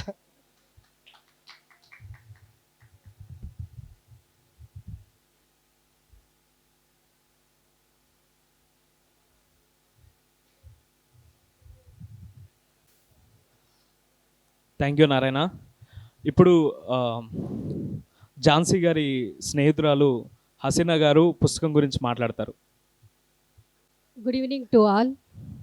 First of all heartly congratulations Mrs Jhansi garu. ఈరోజు చాలా ఆనందంగా ఉంది, ఎందుకంటే ఫస్ట్ ఆఫ్ ఆల్ చాలా సంవత్సరాల తర్వాత ఝాన్సీ గారిని చూడటం. అలాగే తను మాకు చిత్తూరు డిస్టిక్లో ఫస్ట్ జర్నలిస్ట్. తను చాలా మహిళలందరికీ ఇన్స్పిరేషన్ ఆ రోజుల్లో. ఆ తర్వాత మా సీనియర్, మా కొలీగ్. ఇక ఈ విషయాలు పక్కన పెడితే, భారతదేశంలో మనుధర్మం తర్వాత, లాడర్ సిస్టమ్ తర్వాత, ఆ తర్వాత శూద్రులు, అతి శూద్రులు, దళితులు అనే వ్యత్యాసాల మధ్య మనము పుట్టి పెరిగిన వాళ్ళము, బతుకుతున్న వాళ్ళము. ఎంత అవునన్నా కాదన్నా, ఎంత ఇన్స్పిరేషన్గా ఉన్నప్పటికీ కూడా ఈ జర్నలిజం ఫీల్డ్లో వచ్చి 25 ఇయర్స్లో ఎన్నో పరువు హత్యలు చూశాను నేను. పరువు హత్యలకు సంబంధించి ఎన్నో కార్యక్రమాలు కొన్ని స్టోరీస్ కూడా రాయడం జరిగింది. అయితే అందరూ డ్యూటీ చేస్తారు, డ్యూటీ చేసి వాళ్ళ పని అయిపోయిందని చేతులు దులుపుకుంటారు. అలా చేతులు దులపకుండా దీనిని ఈ పరువు హత్యలని రూపుమాపాలనేసి ఆమె కాలం పెట్టి రాయడం, దానిని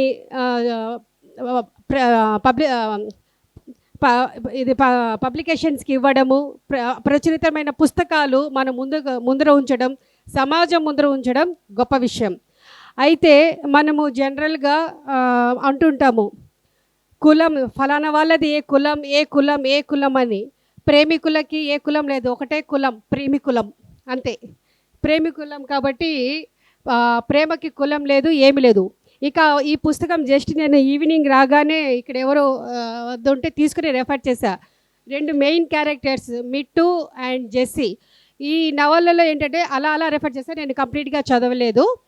అయితే ఈ దీంట్లో అఫ్సర్ గారు చెప్పినట్టు అనేక రకాల శైలీలు కనిపిస్తారు. అంతకంటే ముందు ఒక కవి హృదయం,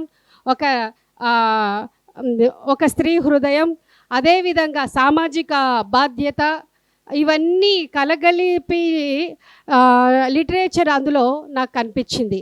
అదేవిధంగా కుగ్రామాలలో తెలియని వాళ్ళు, నిరక్షరాస్యులు, వాళ్ళు ఏదో పరువు కోసం ప్రాకులాడి చంపేస్తుంటున్నారు కులపిచ్చితో అనుకుంటున్నాం. కానీ ఈ స్టోరీ చూస్తే కొద్దిగా కార్పొరేట్ లెవెల్లో నాకు కనిపించింది. ఎయిర్పోర్ట్ కాడ నుంచి ఆ తర్వాత పోలీస్ కేసులు మళ్ళీ ఎఫ్ఐఆర్ ఇవన్నీ చూస్తుంటే ఒక కేస్ స్టడీ చూసినట్టు, ఒక స్టోరీ చదివినట్టు, అదేవిధంగా ఈ మిట్టు జెస్సీ జీవితాలు తరచి చూసినట్టు అనిపిస్తుంది. మళ్ళీ ఎక్కడైనా కానీ భారతదేశంలో మెన్ డామినేషన్ సొసైటీలో ఎక్కడ కూడా జెస్సీనే బలైంది చూస్తుంటే. అంటే ఇక్కడ వక్తల స్పీచెస్ విన్న తర్వాత ఎక్కడ చూసినా మళ్ళీ ఉద్యమాల కాడ నుంచి ఇప్పటి వరకు కూడా మళ్ళీ మహిళనే బలైంది. ఇది ఇంకోటి ఏంటంటే చెప్పదలుచుకున్నది, మనమందరం ఎక్స్ క్రోమోజోమ్ వై క్రోమోజోమ్ నుంచి వచ్చిన వాళ్ళం, మన డిఎన్ఏ ఒక్కటే అయినప్పటికీ కూడా ఈ కులం ఏంటనేది హైలీ ఎడ్యుకేటెడ్ పర్సన్స్లో కూడా కనిపిస్తూ ఉంటుంది. అది చాలా ఆశ్చర్యం అనిపిస్తుంది. కొంతమంది వేదికలకి వీర ప్రసంగాలు ఇస్తారు, కానీ వాళ్ళ ఇంట్లో ఎవరైనా కులాంతర వివాహం జరిగితే వాళ్ళు యాక్సెప్ట్ చేయరు. అప్పుడు కులం అడ్డొస్తుంది, వాళ్ళ ప్రతిష్ట దెబ్బతింటుందని వాళ్ళని కిడ్నాప్ చేసి విదేశాలకు పంపేయడము, లేదా మనుషులు పెట్టి అవతల వాళ్ళని కొట్టించడము, రకరకాల నేను కళ్ళారు చూసిన సందర్భాలు కూడా ఉన్నాయి. సో అలాంటివి జరుగుతున్న నేపథ్యంలో ఒక కొరడా జలిపించినట్లు ఈ పరువు నవల రావడం గొప్ప విషయము. ఇంకోటి ఏంటంటే ఝాన్సీ గారు అంతకుముందు కూడా మంచి కవితలు రాశారు, ఈ పాఠక లోకానికి తెలిసిన విషయమే. ఇక్కడ ఏమవుతుందంటే జెస్సీ స్టోరీ ఛిద్రమైపోయింది, చితికిపోయింది. అక్కడక్కడ చూసినప్పుడు నాకు అర్థమైంది, నేను అర్థం చేసుకునేది. ఇంకా పూర్తిగా చదవలేదు, నా దగ్గర బుక్ లేదు కాబట్టి. అండ్ ఈ పరువు హత్యలు 25 సంవత్సరాల క్రితం మేము చూసాము, జర్నలిజంలో వచ్చిన కొత్తలో. 2025లో కూడా మనం ఇలాంటివి చూస్తూ ఉన్నాము. అంటే దీని నిర్మూలన ఎక్కడ జరుగుతుంది అంటే, ఎక్కడి నుంచి మొదలవుతుందంటే ఇలాంటి నవలలు రావడం మూలాన, ఇలాంటి నవలలు 4 వైపులా పబ్లిసిటీ అవ్వడం వలన వస్తుంది. ఇలాంటిది నవల మా సీనియర్ చేతుల మీదుగా ఆమె కలం నుంచి రావడము చాలా మనస్ఫూర్తిగా ఆమెను అభినందించాలి. లోన నాకే ఆనందం కలుగుతుంది. కాబట్టి ఇక్కడ వచ్చిన వాళ్ళందరూ మీ ఇళ్ళలో ఎవరైనా లవ్ చేస్తే ప్రేమని అర్థం చేసుకొని వాళ్ళకి పెళ్ళిళ్ళు చేయండి. Thank you one and all.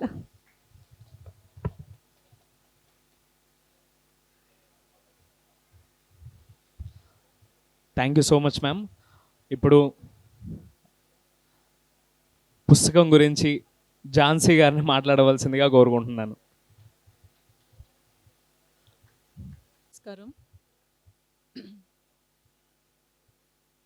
ఒక పబ్లికేషన్స్ నుంచి హలో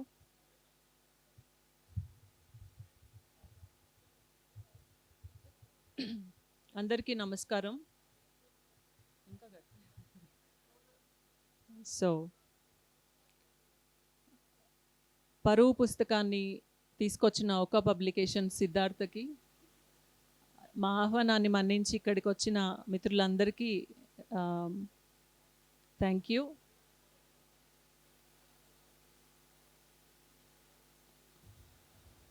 పుస్తకం గురించి ఆల్రెడీ చాలామంది మాట్లాడారు.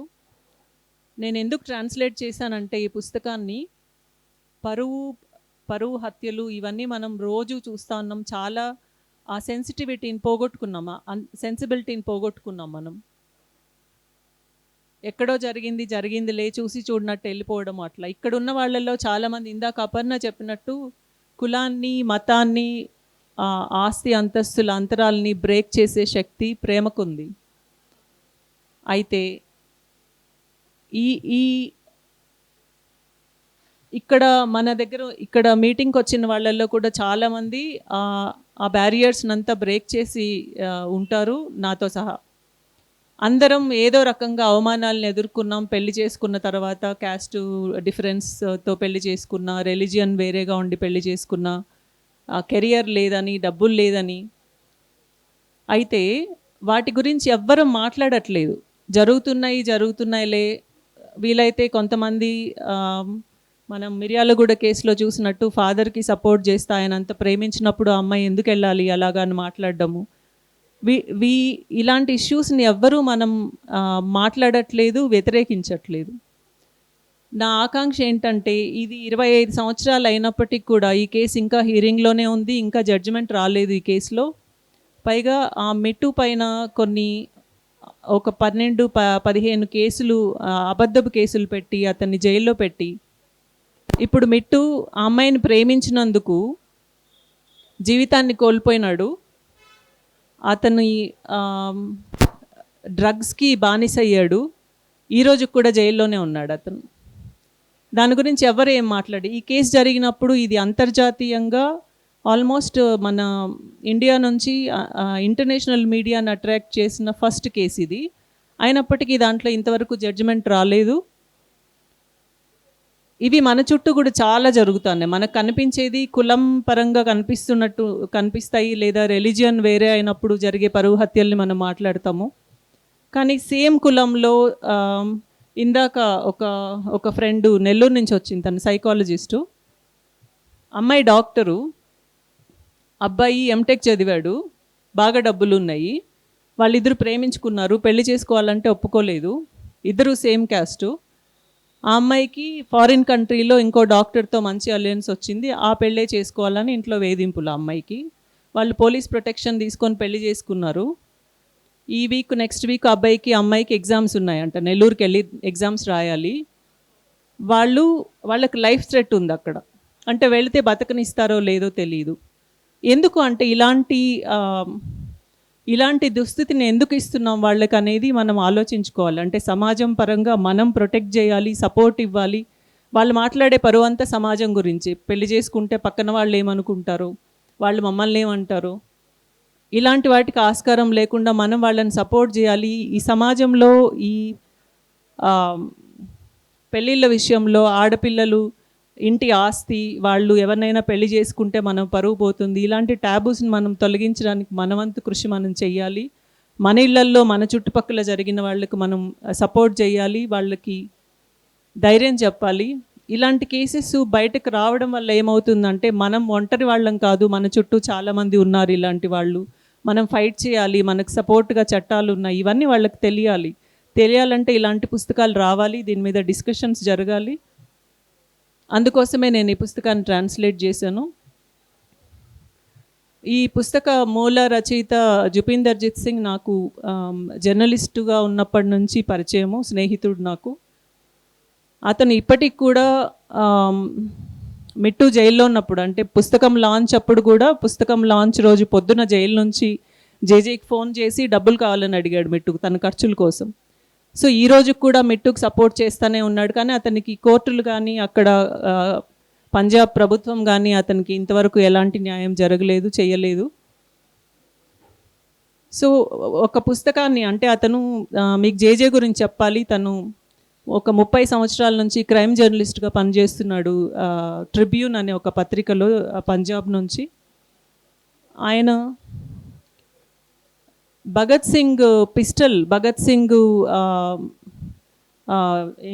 బ్రిటిష్ ఆఫీసర్ని కాల్చిన తర్వాత వాడిన పిస్టల్ ఎక్కడుందో కనుక్కోవడానికి తను చాలా రీసెర్చ్ చేసి ఆ పిస్టల్ని బయటకు తీసి ఇప్పుడు అది హుసైనీ వాలాలో దాన్ని డిస్ప్లేలో ఉంచారు.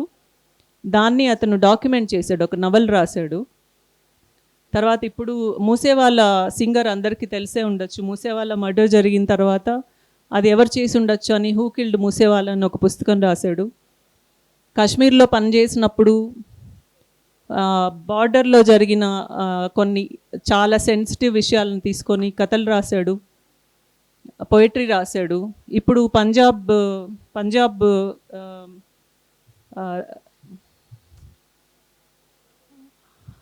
ఎవరు వాళ్ళు rowdy sheeters, gangsters of Punjab గురించి ఒక 10 మంది మనకు తెలిసిన లారెన్స్ బిష్నోయ్తో సహా ఓ 10 మంది గ్యాంగ్స్టర్స్కి సంబంధించి ఒక పుస్తకం రాసి ఆల్రెడీ ఇప్పుడు పబ్లిషింగ్ ప్రాసెస్లో ఉంది అది. సో అతను చాలా మంచి జర్నలిస్టు, చాలా సెన్సిబిలిటీ ఉన్న జర్నలిస్టు. భగత్ సింగ్ పిస్టల్ పుస్తకాన్ని అనువాదం చేయాల్సి వచ్చినప్పుడు మాటల సందర్భంలో ఆ పుస్తకం వెనక్కి వెళ్ళి బుచర్డ్ ఫర్ లవ్ పుస్తకం ముందుకొచ్చింది. దాన్ని నేను పరువు పుస్తకంగా అనువాదం చేశాను.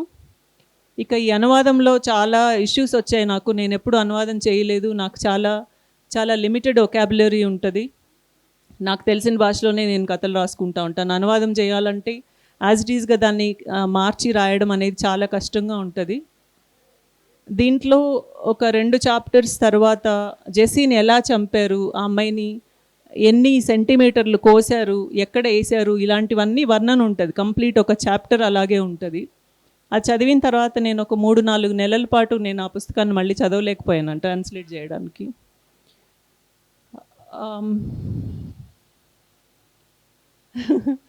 సో అయింది, ఇప్పుడు పుస్తకం మీ ముందుంది. ఈ పుస్తకానికి ట్రాన్స్లేషన్లో నాకు సపోర్ట్ చేసిన సామల రమేష్ గారు ఇందాక ఉన్నారు, ఇక్కడ ఉన్నారా? సో పరువు పుస్తకానికి ఆ పేరుని సజెస్ట్ చేసింది కూడా సామల రమేష్ గారు. ఈ సందర్భంగా నేను ఆయనకి థ్యాంక్స్ చెప్పదలుచుకున్నాను. ఇంకా నేను కథలు రాయడానికి నాకు సపోర్ట్ చేసి నాకు ప్రోత్సాహాన్ని ఇచ్చిన అఫ్సర్ గారు, కదీర్ గారు ఇద్దరు ఇక్కడే ఉన్నారు. ఇద్దరు ఇప్పుడు వెళ్ళిపోయినారు. సో వాళ్ళిద్దరికి కూడా నేను సభాముఖంగా థ్యాంక్స్ చెప్పదలుచుకున్నా.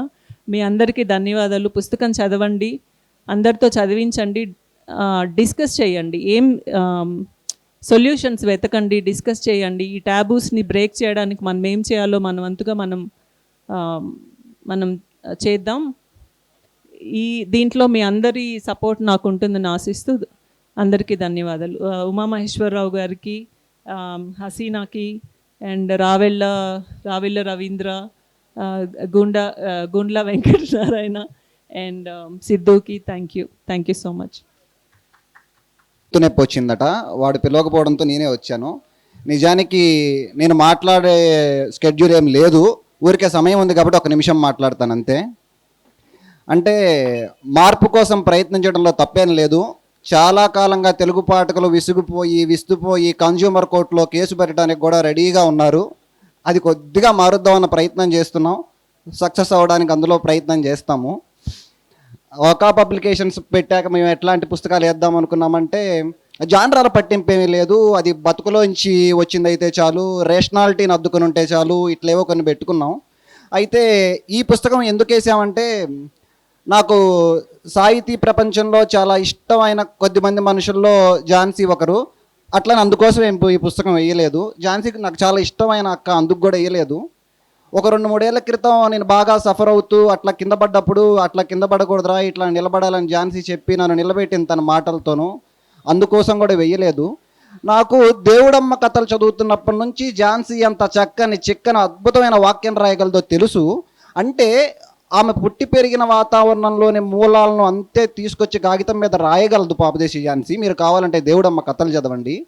నేను ఈ పుస్తకం ట్రాన్స్లేషన్ అవుతుందన్నప్పుడు మనమే వేసుకుందామని ఆ స్క్రిప్ట్ చూడకుండా, ఒరిజినల్ లెవెల్ ఏంటో తెలియకుండా, ఇది పూర్తవ్వకుండా ముందే వేసుకుందామని చెప్పాను. నేను ఇది చూశాక నాకు అనిపించింది, ఇందులో ఒక వాక్యం రాస్తుంది ఆమె, నేను చదువుతాను, 2 లైన్లు చదివి నేను ముగించేస్తాను. అక్కడ అనిపిస్తుంది అంటే ఒరిజినల్ కూడా చూశాను నేను, దాన్ని ఇంత అందంగా తీసుకురావడం చాలా మామూలు విషయం ఏమి కాదు. ఈ వాక్యాలు ఒకే స్థాయిలో ఒకే అప్పుడు చాలా చాలా చాలా చాలా చాలా సామాన్యంగా ఉంటాయి, చాలా చాలా చాలా చాలా అసామాన్యంగా కూడా ఉంటాయి. ఒక్క 2 లైన్లు చదువుతాను, ఎంత బాగా రాసిందంటే, మిట్టు తల్లి తన బిడ్డ గురించి చెబుతున్నప్పుడు తన బిడ్డ పేరును కూడా ప్రస్తావించి తన బిడ్డ గురించి చెప్తుంది ఇందులో. అంటే చాలా నవలలలో చాలా చోట్ల మన జీవితాల్లోనూ పుస్తకాల్లోనూ సినిమాల్లోనూ అనేక చోట్ల తల్లులు తన బిడ్డల గురించి మాట్లాడిన మాటలు మనం వింటూనే ఉంటాం. ఇవి కూడా ఒక్కసారి వినండి.